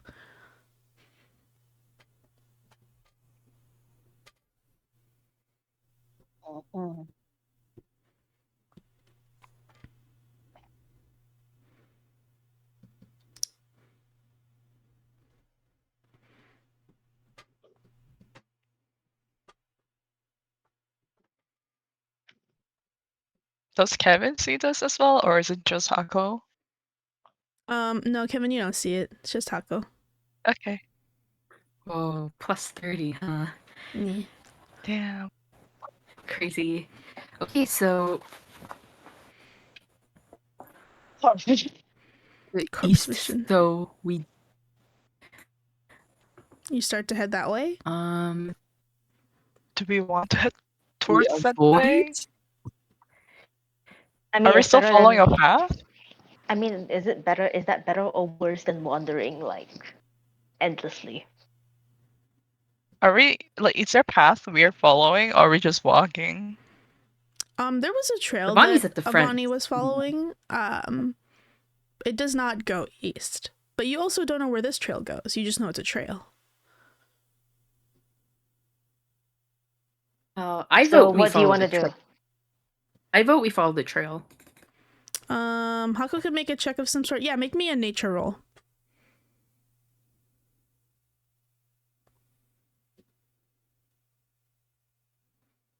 You guidance. Understood. A 10? Nar. No clue. It was And blue. anybody? You did not see it, unfortunately. So no. Mm. I vote trail, and I think Hako voted trail. Okay. Kevin's also votes? voting trail. Okay. Yuli, eyes closed in a jar. not even flying with everybody. Girly. She's like just, I don't know, hiding somewhere in Avani's coat or something. Doesn't want to hang out in Oberon's coat anymore. Yeah. Oh my god. Okay. Lily kind of smell a little funky. Well, yeah. You guys just smell the faintest whiff of funky wet smell from Yuli, but it's not that bad anymore. She's dry. Funky wet. Oh, she's yeah. You're dry. Sorry, funky dry smell. But yes, Avani, go ahead and make me another survival check to see if you can keep an eye on the trail. Okay. Before you do, can I give you Bardic? Sure. I mean, I will also guidance myself just in case, you know. Never hurts, right? Oh. Okay. 14, Yep. and then you want to roll your Bardic? 14. It's 1d8. Yeah, that's what I was gonna say. Never hurts, right? Never hurts. Just in case. Plus 5? So that's 14, 20? 19? Mm-hmm. 19. The trail becomes, I think, like, calling it a trail before was pretty generous. Now it's hardly that. It's maybe tracks at this point. And you can see that grass was sort of tamped down, like the dark grass was tamped down in some places more than others, but it is becoming increasingly harder to see. Could have used your aid spell. Yeah, you can use your aid spell, sure. What does that do? It adds temp HP, right? If I remember aid correctly, adds what, 5 temp HP? Something like that. Oh, but yeah. Oh, raises your max HP. Okay, yeah. So just let everybody know in chat how much that is. But yeah, you're having some trouble at this point finding anything resembling an actual trail. I'd like everybody to make me another perception check, please. Avani will also tell them that like the trail is basically disappearing. 22. 14. 14. I will guidance myself again, just in case. Oh, yep. Everybody get plus 20 max HP. Remember that. 24, 29. Awesome. Whew. Yeah. This time, I think Kevin and Hako are the only ones who see it. 18, 21. 19, 20. Yeah, no. So Kevin and Hako, Hako, you see it again. Kevin, you see it for the first time. That thing that Hako was talking about, you see it a little bit brighter, and this time it's sort of towards the west of you. It's kind of, it like swishes a bit. It's this sort of greenish bluish light. It swishes around a bit before like flickering and disappearing.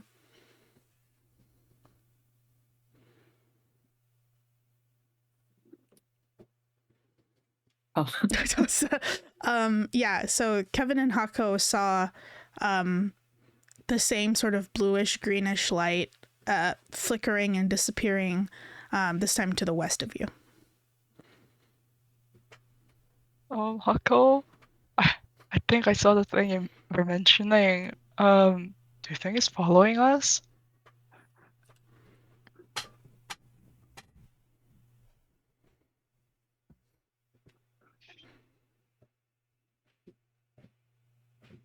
Can Kevin also try to, like, I don't know, see if it's something he recognizes?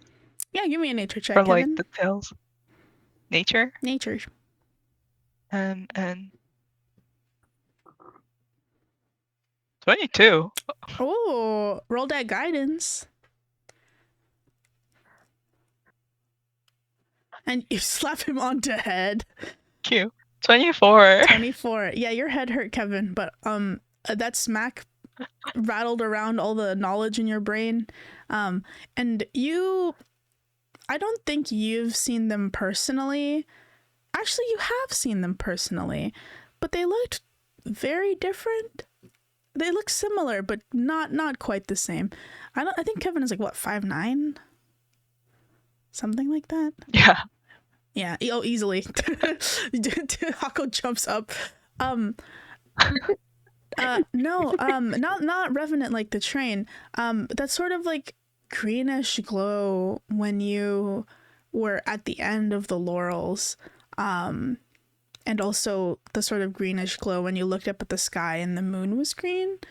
It is similar to that, but it's not quite that. In fact, it's something you've only heard of and not seen directly, except for actually very recently on your way inside this temple.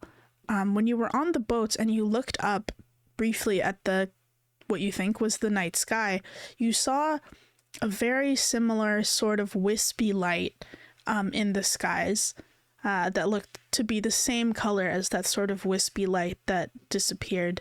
Unlike the light in the skies, this was the wispy color you saw just now was definitely not up, but like sort of in the distance. But looks like it could be the northern lights that you saw on the way in.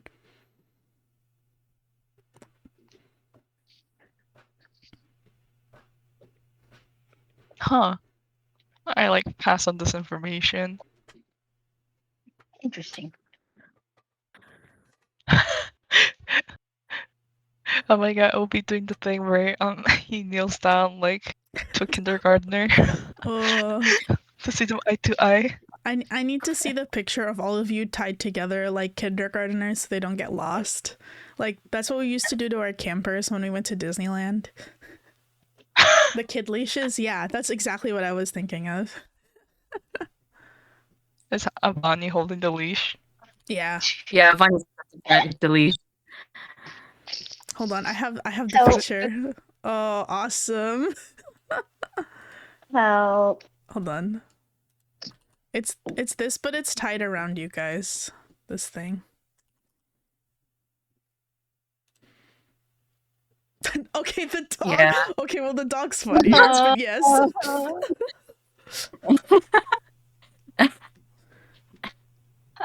The dog is Vani is the funnier. tallest.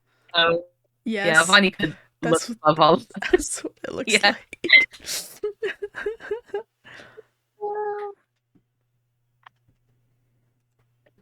Okay, so wait, the wispy green, blue, purple light looked like the northern lights that we saw when we were entering the Sakura's descent. Yes.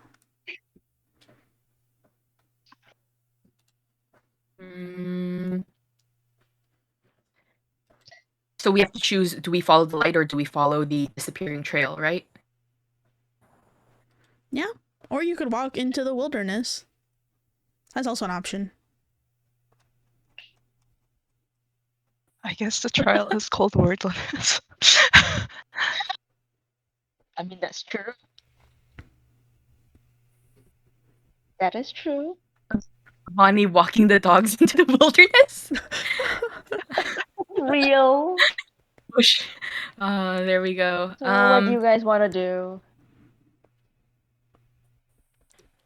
Should we...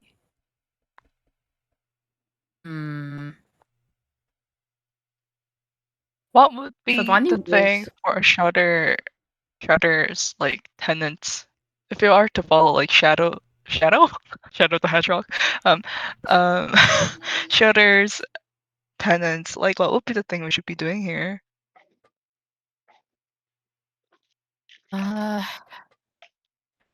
Instinct. And I mean, the tenant is that, what is it? What is it? How... What was that? Was somebody talking? I think my mom said something in the background. Yeah. Um, well, I don't think we see any North Stars, so it's more so about I suppose, following the instinct and despite the darkness providing both protection as well as danger. So, Isn't Northern what Lights if close enough to be a North Star? Oh, Amani having same thought. Awesome. Closest thing. well, if we're going for I guess if the Democratic vote says we want to follow the light, I think. Mm, Yeah. We try I kind following of the want trail. I kind of Uh-huh. want Avani to roll survival and then kind of instinctively just choose a direction and walk. Ayo. Yuli's passing out. Good night. Oh, Good night. Night. truly going to sleep. Everybody's like, what should we do? And Yoli's like, okay, good night. Like, wake me up when we get there. Bzz. Cars. It's like a kid Yeah. sleeping in the car while the parents are driving. Yeah. Well, where are you guys going? What's the choice?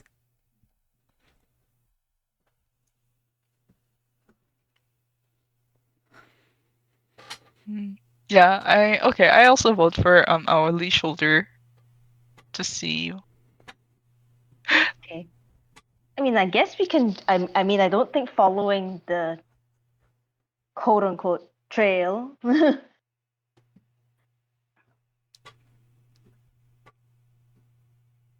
is it's realistic. It's kind of disappearing, so we need to decide on a direction regardless, right?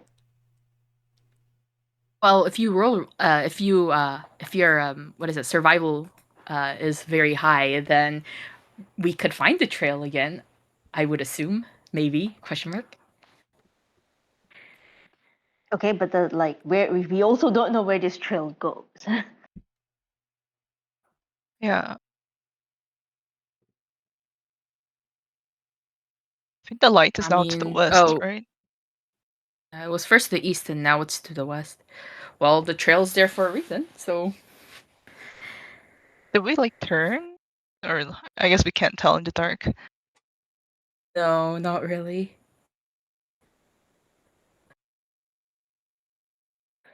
Hmm.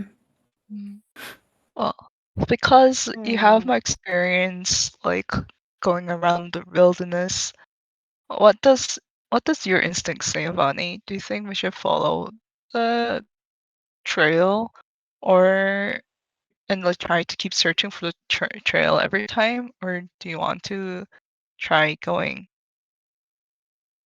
I can't tell if it's like moving though, if the wisp are moving or like Okay, like yeah, but I have a question. Like if you say that on one side at one point it was to the east, right? And now it is to the west.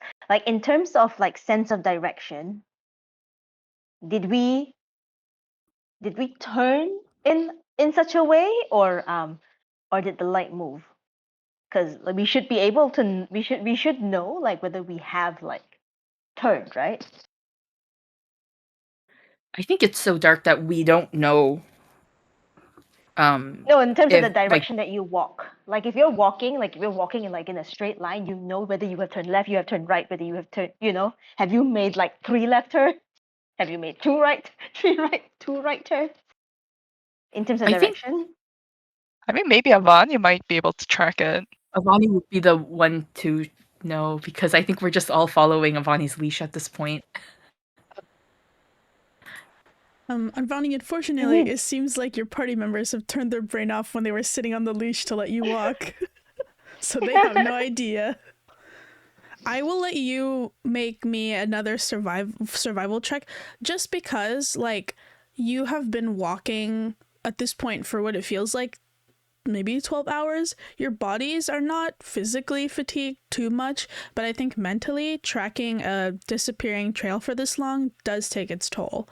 So if you'd like, you can roll me a survival check to see if you can recall if you've turned enough that you might be turned around. Okay, I guess I will guidance myself again. Okay. Nice. Good guidance rolls lately. Okay, that is a 21 total. After thinking it through and like sort of racking your brain to see where the trail has taken you, while you felt like the trail has been changing and that you felt that it definitely went from lighter to dark, the last maybe 3 or 4 hours, you kind of realize you've been walking in a big circle. Okay, so yeah, we turned around. So therefore, I think right now the best option would probably be to go towards the light. Okay then. Okay. Turning our brain off again to follow mindlessly like, follow okay, Avani. that's what the GPS says, so we're gonna go with MapQuest Avani. With Avani maps. Right. You guys you're gonna head to where you saw it last, right? The west, right? The Is west, what yeah. You're saying? Yes. Can we not continuously see it? Oh no, it disappeared after you like looked at it briefly. Oh, okay. So you start heading west, presumably west. After a couple of hours, it does get a bit tiring to like track for this long. You have sort of like the option to sit and camp where you are. You can't really see anything, but you have the option to keep going. You feel like physically you can keep going, but I will say any survival rules from now on, if you don't rest, will be I will give you disadvantage for them because you are a bit fatigued. I mean, I have been walking for like more than 12 hours. We probably should rest anyway. Mm-hmm. Yeah, down for resting. All right. Okay. You guys gonna take your rest, and I'm assuming you're taking shifts, and I'm assuming you're holding watch, or are you just being like, what am I watching? It's dark. How long of a rest are we taking? Short rest, long rest?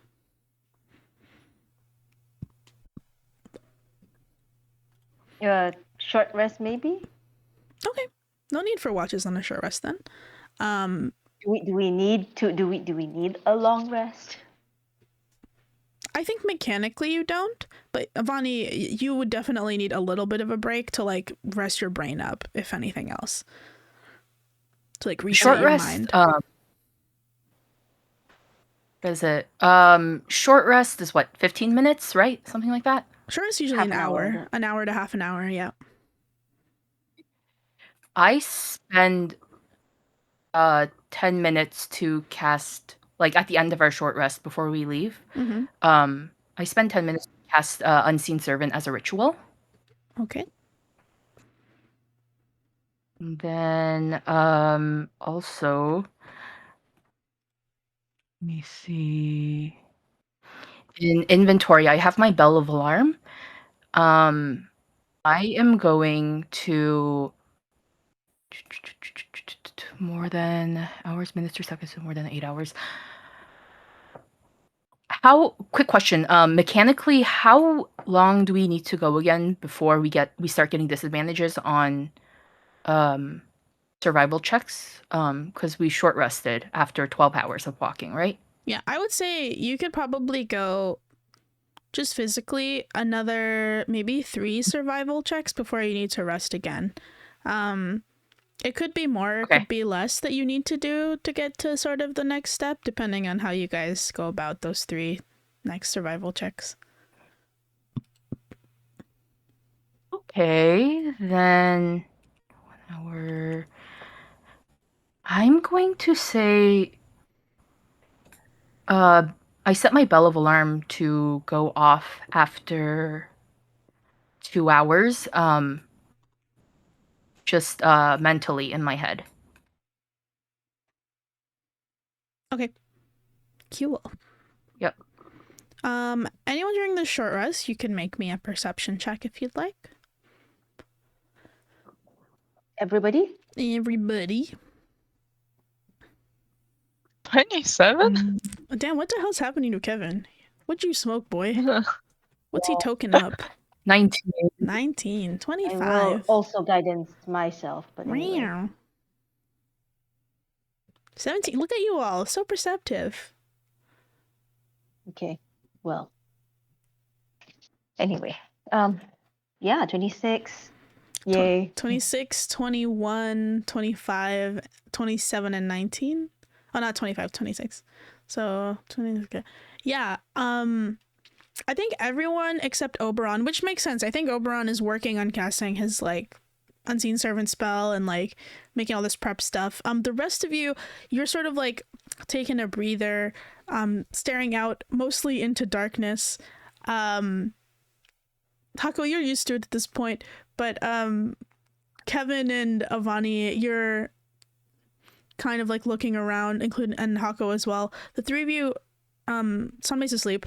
The three of you are looking around, sort of in different directions in the darkness when you just spot off in the distance kind of looks like something shining on the floor. Like it's quite a ways away, but it almost looks like something shimmering in the distance. It's not it's sort of like closer to like a silvery white shimmer than the greenish blue shimmer. It's very faint. And it stays like in your vision. You can lock onto it. How This far is is something Did you see that? How far it is? Sorry, like 5 of you talked to once, and I was like, huh? How far away is it? You would say you'd have to walk quite a bit, maybe like 30 minutes to see it, because again, which is strange because you're in a forest, but it looks quite far, but you can see it from far away, even though you know there's trees all around you. Is this something Oberon can see after being pointed out, or no? Yeah, you can see it once it's pointed out. Okay.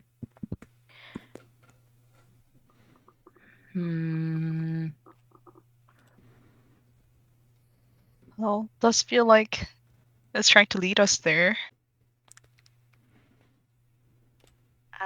Well, I would say that in nature, that is what creatures would do. You see something shiny in the darkness, you go towards it. If we are supposed to respect the natural order, that is probably what we should do. That's what predators do in nature. Shiny be a things trap. to lure prey. Shiny things to lure prey into the prey to a certain. Like an anglerfish. Yes. Wow. And I want to answer the question of do anglerfishes exist in coil? Oh yeah, absolutely. No question. I don't think any of you have ever seen one, but they're real. They are in our picture book. Maybe Sunmay. Maybe I don't think Sunmay has gone that deep down in the ocean. I don't think Maybe there's like Sunmay's been in a submarine. What is it, like corpses of anglerfishes mounted on plaques. Actually, that might be true, but mostly in the coast. Nowhere. Yeah. I don't think anywhere where you guys live. Ironically, I think Merlin and Sunmay would be the only two to see it. Wait. I'm sure they're in like people fish those? Don't you eat them? No. Who's eating them? No. Who the fuck Koreans. is Who eats anglerfish? Who's eating anglerfish? What? Koreans? I'm sorry. What? I don't think so. Yeah, because wait, you guys never had, at least the Koreans, you guys haven't had agutim?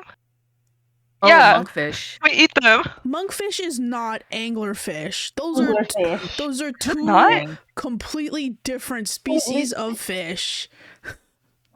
Yeah. Anglerfish live way so far down in the ocean.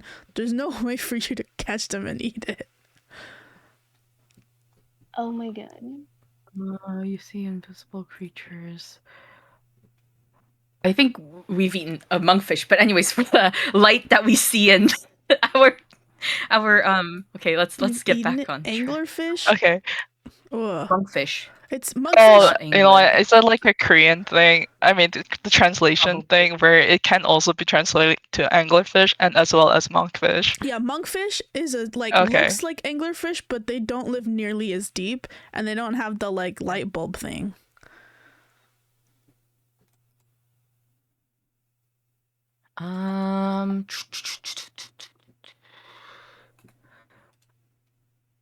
Anyway, are we going towards the shiny thing? Yeah, are you? I guess we should, but maybe just like we alert in the possible danger. Yeah, be alert for possible danger.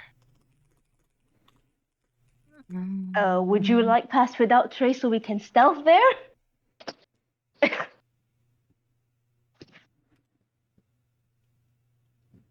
Does it last long enough, do you think, to get there? Pass without trace? I think, what does it say?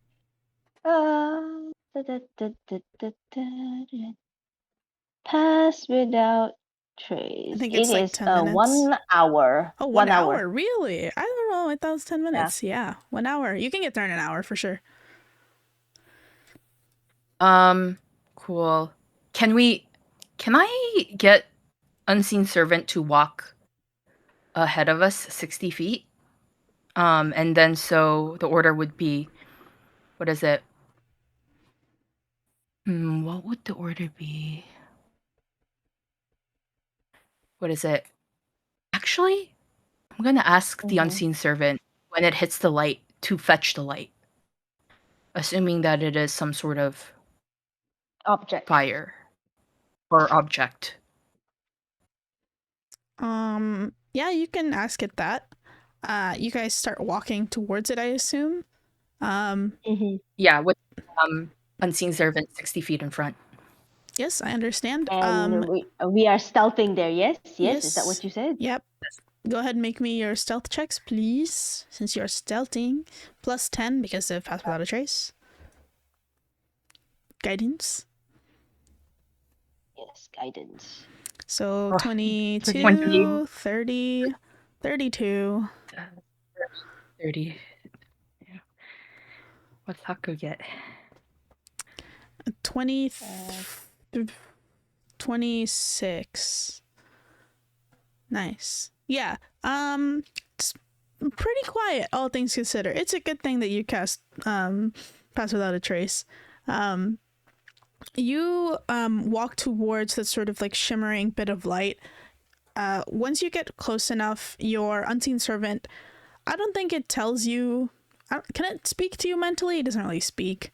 But it doesn't come back to you bringing anything.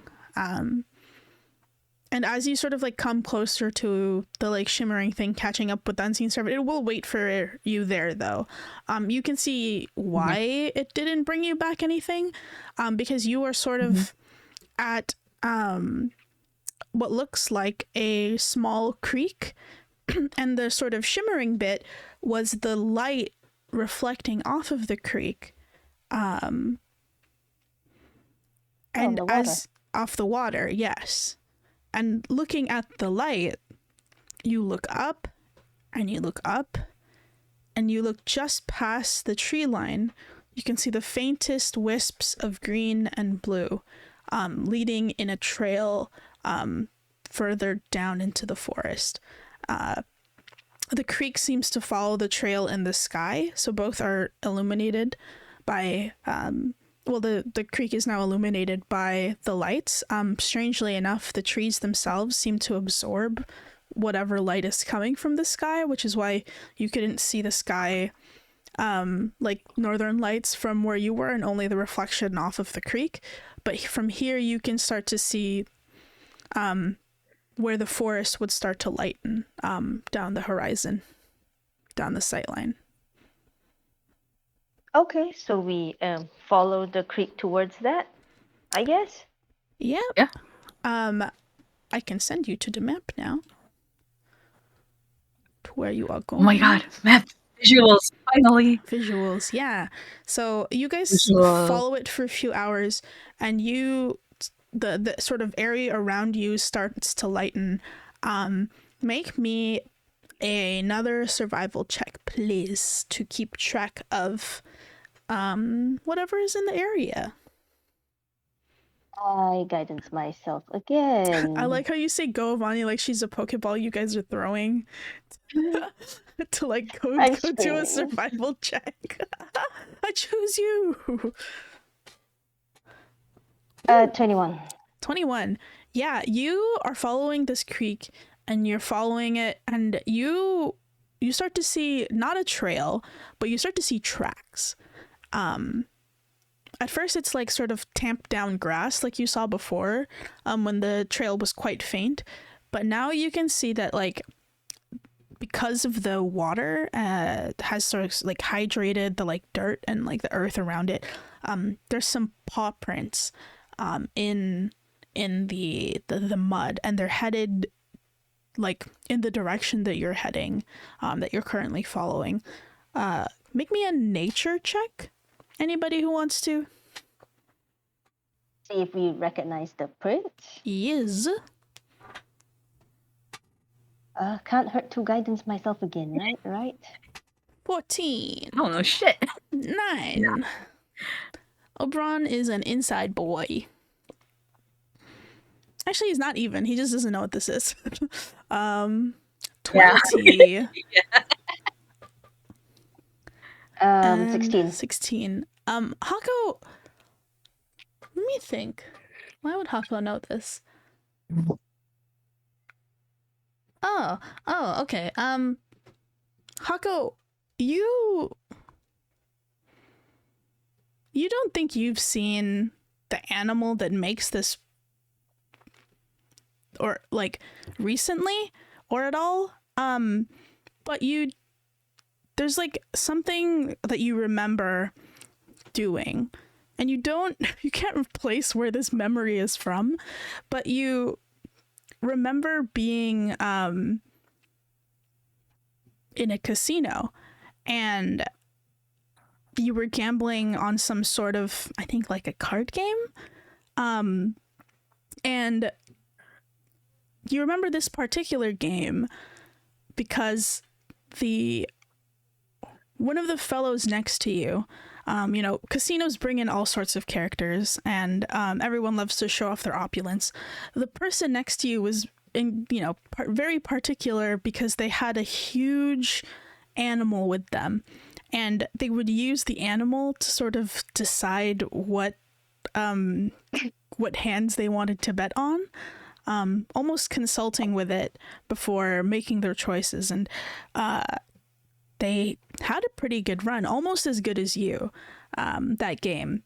That animal was a large black dire wolf, and you remember its paws sort of like tipping over one of the snacks and like getting all over itself, and you see some of the paw prints in the carpet of the casino. It was a bit of a kerfuffle. You can't place when this happened, but you just know that it happened to you, and you see that like big dog instead of in your mind's eye.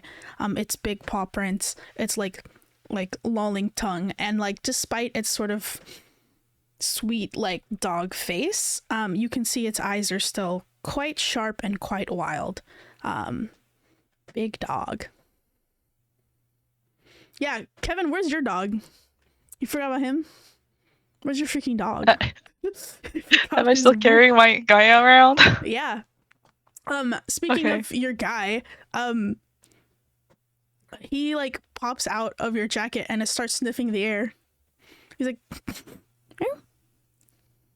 oh. What do you see, boy? Um, Kevin lets him down. he is small Should we enough. follow Olive? He's small enough to fit, his like half of his body inside one of the paw prints. And he just kind of lays down in it, and he just goes, woo. Aw. That's so cute. If there was a camera, Kevin would take a picture. But alas. Wait, can Oberon's advanced grind slate? You said it can't take pictures, right?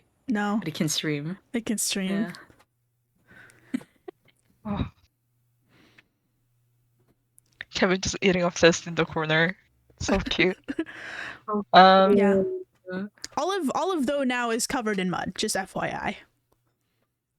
That's fine. Kevin has precipitation.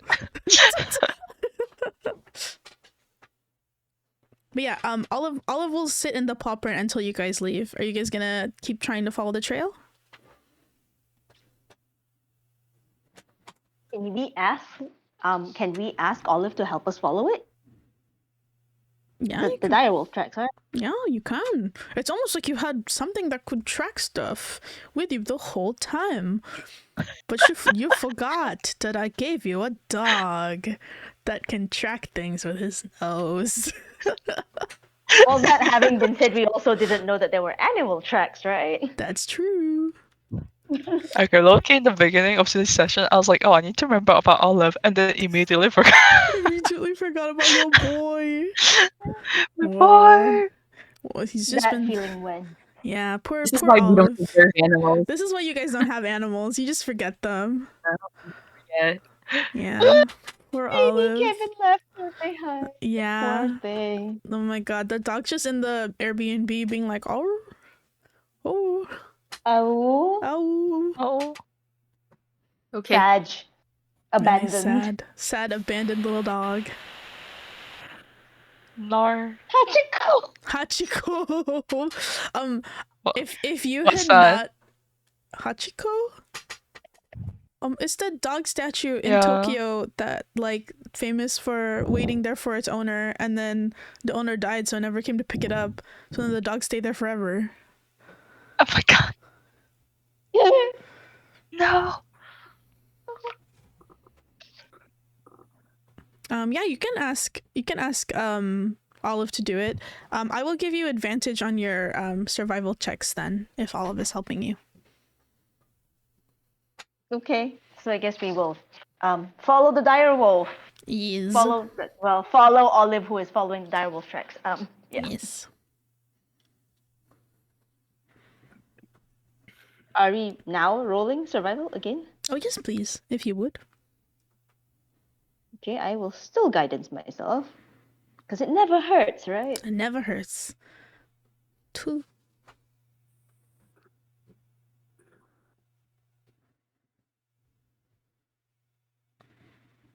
Okay, 17. 17. It's nice. It's good that Olive was helping you. Because of the creek, it starts to like slowly widen, and the lights above you start to become brighter. But at the same time, the like muddy ground underneath you, the tracks seem to like blur into the water and then out of the water, and you sort of like hop around to try to find it.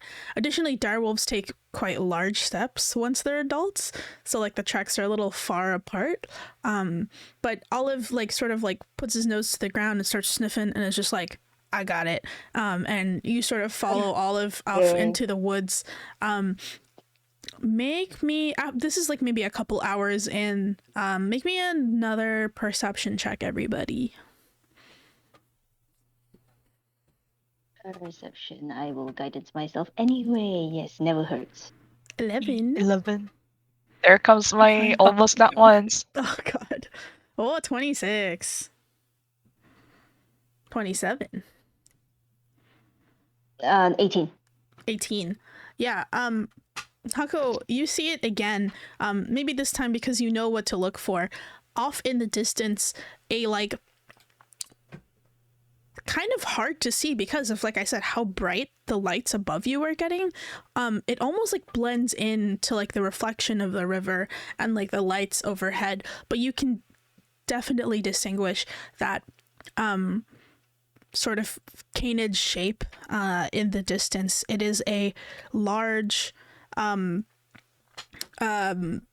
dog figure, and it seems to be looking straight at you guys. Olive's tail sort of like springs up, like both not exactly fear, but very much like curiosity, until it turns its head towards where Hako is looking. And I think you all can now see, now that Hako has found it, sort of maybe 300 meters away from you, just like illuminated slightly by the lights above and the creek. There is a black direwolf, large and imposing. Its eyes are a milky starlight white, and it is staring at you at the end of the creek. Once you all sort of like make eye contact with it, and then Olive makes like a move to like step forward, the wolf turns around and bolts into the forest. Huh. As it bolts, Olive starts running towards it. We go after it, I guess. Run. Run. Yes, you guys. Yeah, we run after it. You are running. Because unless Kevin wants to not follow his dog. Yeah, Kevin, do you want your dog or not? Because it found. Yeah, Kevin is the first to run after Olive, let's say. Yes. So you're Where are running. you going, boy? You're running after this dog. I would like you guys to make me a bunch of dexterity saving throws, just to see how well you can run in the woods while still tracking this dog. Saving throw. When you say a bunch, do you mean like me to make multiple in a row, or just do we roll one for now? Roll one at a time, and I'll tell you what happens to some of you. Don't think you might all pass. Who knows? 19, 14, 22. 22. And Some of you can just fly. yeah, some of you can fly. -1 dex. Yeah, can Wow. I just don't we fly fly? though. I think you can fly, but against I think even flying you'll still have to make the dex save, because there's trees, there's stuff, there's branches, like you're gonna get smacked in the face with the thicket. So I think the woods are thick but we enough. can see. But we can see the dog better at least. You can see, yeah, you can see the dog a little bit better. That'll make your survival checks to keep track of it easier, I think. But unfortunately, Hako, you're wearing armor, buddy. You're running. I think you fall behind a little bit, and then your foot like catches on like a snare, like a snag, like in the roots of a very large old tree. Roll me. I'll roll it actually, because that's damage. You take 6 bludgeoning damage as your knee slams into the ground and sort of skids a little bit from tripping over the big tree root. But you're able to get back up if you would like to keep running. And I would like another survival check to see if you can keep track of this direwolf through the woods. With or without the advantage? You can have advantage because Olive is helping, yes. Okay, I will still guidance myself. Yeah. So did you say we're doing nature roll, or? No. Avani's doing her survival to see if she can keep an eye on the wolf. Oh yeah. 3. Yeah. You can see 36. it. This thing is fast. It is huge for like its huge like wolf body. Direwolves are massive, but they are also very, very quick. Very reminiscent of like the paw prints you saw before. It doesn't really like run, it more like leaps a couple of feet ahead before it like leaps again. So it's like sort of bouncing through the woods, and it's moving quite fast. You guys are trying to keep up with it. Another round of dex rolls, please. If you would. I'm Nine. curious. Do I get inspiration for Yes, you can reroll that because you did the you did the recap Thank today. you. Yep, of course. Of course. Oh, much better. Whoa, nice. Okay. Yay. Hako, you can do it, I believe. I believe. Can I give Hako Bardic? You Let's can go. Yeah, you can give Hako Bardic. Okay, Hako, make sure to add the Bardic 1d6. What do you say to Hako to make them magically inspired to run better? What is the inspirational thing? I look back at Hako as I am flying through, not flying, not actually flying, but leaping through the trees, and I give them my best winning smile, and the pose, let's take ibuprofen together. You hold out your hands behind you to Hako. Yeah, like, you can do it. Hako, do you feel inspired by this? Hako, you feel just inspired and disgusted enough to like dodge him and smack his hand away, that you like narrowly miss being smacked in the face by a tree branch that was like ricocheting back from when someone ahead of you pushed it back, because you were too busy dodging his hand that you managed to miss it. But all of you managed to make it through, running through the woods relatively with ease. There was a bit of a touch and go moment for Kevin where he definitely did get his foot stuck in a hole, but strangely enough, being stuck in the hole made it so that you wouldn't barrel straight into a thorny like one of those prickly bushes that exist in the woods. Like a bunch of nettles. Yeah, nettles, stinging nettles. So like you getting stuck in the bog for like just like a half a second made you stop right in front of a nettle bush, and you were like, and so you managed to avoid that quite nicely. The rest of you, no problem through the woods at all. Another survival roll, if you would, please. Okay, I will continue to guidance myself. I think at this point you can see the you can still see the direwolf. It looks to be like appearing closer and closer to you. So you're catching 29. up to it. 29. Perfect. Yeah, you can definitely see it. It seems to be running towards something, and every now and again it'll look back at you guys as if like, oh, well, are you gonna catch me or not? And then it'll keep running. Another round of dex saves, please. More dex saves. 23. 12. 12. 24. Hako. 7. Well, unfortunately this time it's running quite quickly, and Kevin and Avani, you are pretty light on your feet, and you sort of dart through. I think what happens is that Hako, you, again, your clunky armor sort of like trips you up, and you barrel through a stinging nettle bush, the same one that Kevin just narrowly avoided. You sort of like stumble through it, and you take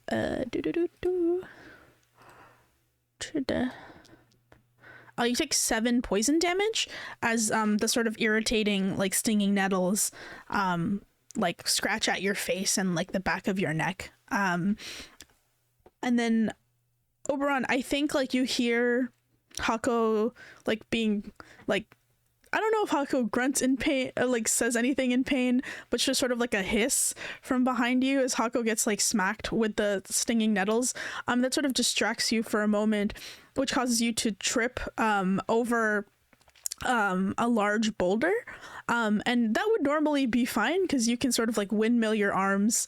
Oh, you're resistant to poison? Yeah, so you take half of 7. Not bad. Yeah, it's just annoying. It's just itchy. It doesn't really hurt that much, but it's itchy. But unfortunately, Oberon, you trip over like a rock, and the rock flips over to reveal an ant's nest, which you promptly stick your foot in, which they come up and crawl and start to bite you. Ouch. For 6 piercing damage, and you have a bunch of carpenter ants like scratching and biting at your they're like crawling up your ankles through your trousers to try to like start to bite you on the legs and the thigh. Oh, ouch, yeah. Ouchie. I need the ibuprofen this time. But you guys eventually, you'll make it through. Avani's managed, with the help of Olive, to track this direwolf down. It disappears into the thicket, just like briefly, but Olive and Avani sort of can still see the big paw prints where it was going, and you kind of lose sight of it for, I don't know, maybe like 10-20 minutes before you suddenly like find yourself upon a forest clearing. The trees sort of part into like a half circle around you, and in the middle the scenery changes. It doesn't like change before your eyes, but it like the dirt and the creek fall away, and the trampled grass falls away, and there is a sort of brilliantly blue field of flowers. I think this point quite familiar to you. It's a field of geraniums and a field of chamomile blossoms, and they are sort of scattered around in like a circle in the middle of this clearing, upon which the direwolf is like resting, like laying down, like the way a dog does in front of a like fireplace, and looks at you like, "Oh, what took you so long to get here?" And it sort of like cleans off its paws and just gives you a look, and then like looks at the flowers, and then gives you a look again.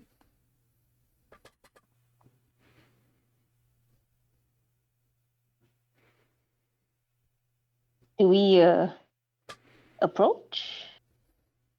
A field of geranium and chamomile. Yep. Yeah, there's a field of flowers. If you do not approach immediately, or stop him, Olive will just start bounding up to the direwolf. I think we're approaching. I'm like, oh. Carefully pick our way around the flowers and approach. Do you take care not to step on them? I mean, okay, I can hover over it, so like do the rest of you. Is there a path where we can take without stepping on it, or? I think if you are careful enough, you can go without crushing too many of them. Okay. Oberon kind of mutters aloud, like, chamomile, the Shudder's flowers. The direwolf, when you say that, the direwolf's ears like sort of rotate to like listen to you, and you see it look at you, and it's a little difficult to look at because again, its eyes are a milky white, so it doesn't have like pupils or anything. It kind of just looks like white eyes. But it looks at you for a brief moment, and sort of the flowers like smell is sort of pervasive in the air, and then it just lowers its head to like paw at Olive, and so who was like tumbling towards it, like kind of, you know, when you're like a dog is running towards another like bigger dog, and then the big dog is like holding its forehead back as it's trying to run into it. That sort of like is what's happening right now. Cute, baby. But as you guys approach, do you do anything to the direwolf? Say anything, etc.?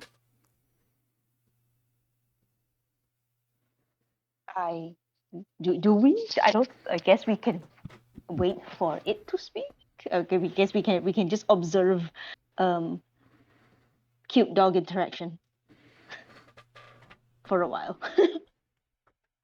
I mean, yeah, if you continue to observe the cute dog interaction, you can see after Olive like calms down a little bit, the black direwolf will like make Olive like sit down, and then it will with its teeth just very gently grab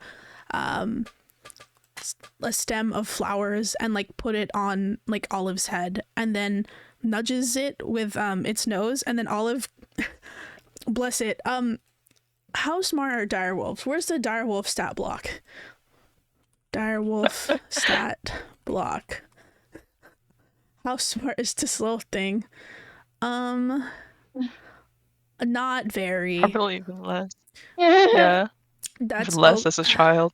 Yeah, it's a baby direwolf too. It got fucking nothing going on up there.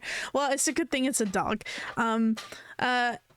Olive looks confused and like tries to eat one of the flowers, and then the large direwolf like puts its paw on its nose and like presses down, and Olive coughs it up, and then it lets it go. Olive looks at it, like tilts one of its head, just barely managing to keep the flowers that the bigger one put on its head off, and then Olive will lean down and he like bites one of the other blossoms, and the large direwolf like lowers its head so Olive can put it on his head, and then they both have like just a bunch of little flowers on their head. Olive can hold the pose for maybe 2 seconds before he sort of like binkies up in the way that like rabbits binky up, just kind of like twitch bling, and then like starts running in circles around the big direwolf. The direwolf looks at your party and then like lowers its head with the flower on it, with the blossom that's on it, and sort of like holds out a paw to stop Olive zoomies, and sort of like gestures to it, and then Olive does the same thing, but the flowers are in its mouth because it fell off already, and both of them are offering you a bloom of chamomile and then a bloom of geraniums. Yes, we will take it, as apparently intended. Kevin also takes one and fixes the Olive's flower back on his head. Yeah, Olive like licks your hand. It's wet and slobbery now. Cute. Awesome. Hey, thank you. As you take the flowers, Olive will look to like the bigger direwolf, and the direwolf will like look back at Olive, and they'll sort of look at each other just for like a pause, and then in unison, they will like lift their snouts up to the sky, and they will like howl in harmony. Olive's like little baby howl, harmonizing with this direwolf's large and like pervasive owl, and it's definitely a group owl. The sort of sound coming out of the direwolf and out of Olive is at both times melodious and discordant. Olive sort of like babyish, almost like tinkly sound, almost a little bit like bells, kind of clashing with the deep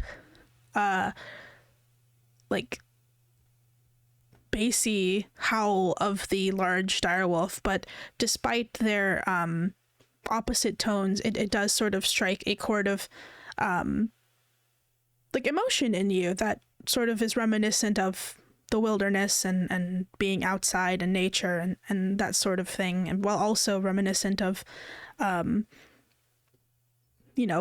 wilder things in life. I guess. But after the dogs are done oohing, the big direwolf gives Olive another like big lick on the side of the head. Olive like runs another circle and then will run back to Kevin and sort of like jump straight into your shirt, whether you're ready to catch him or not. And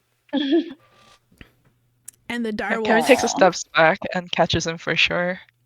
And scratches him. You for sure catch him? Do you want to roll to see? Yeah, sure. Yeah. Roll me a dex saving throw. See if you catch him. 22. Oh, you catch the dog. Oh. You catch the dog. Kevin's used to the dog jumping at him. Yeah. Yeah, just jumps right into your shirt, just like, ugh, and then passes promptly out, tired. The big direwolf will like stand up and then sort of like give its body like a full wiggle, and then go just like do one big bark, and then like lop off into the woods again. As it lops off into the woods and you start to see it like disappear from sight, the back of the clearing where, like, in the direction that it walked away in, the trees sort of part open, and you can see just in the distance, like, a familiar road, the, like, initial road that you all first walked on to get into the Trial of Wilderness. We head back, I guess. Now that this seems to be done. As we're heading back, I look back and the clearing background, it doesn't look anything like the painting that I happen to have, does it? Make me a perception check, Oberon. No. 10. Making me do the rules. Yeah, I mean, it looks like forest. There's a lot of forest seems to be the thing in Lower Orchard.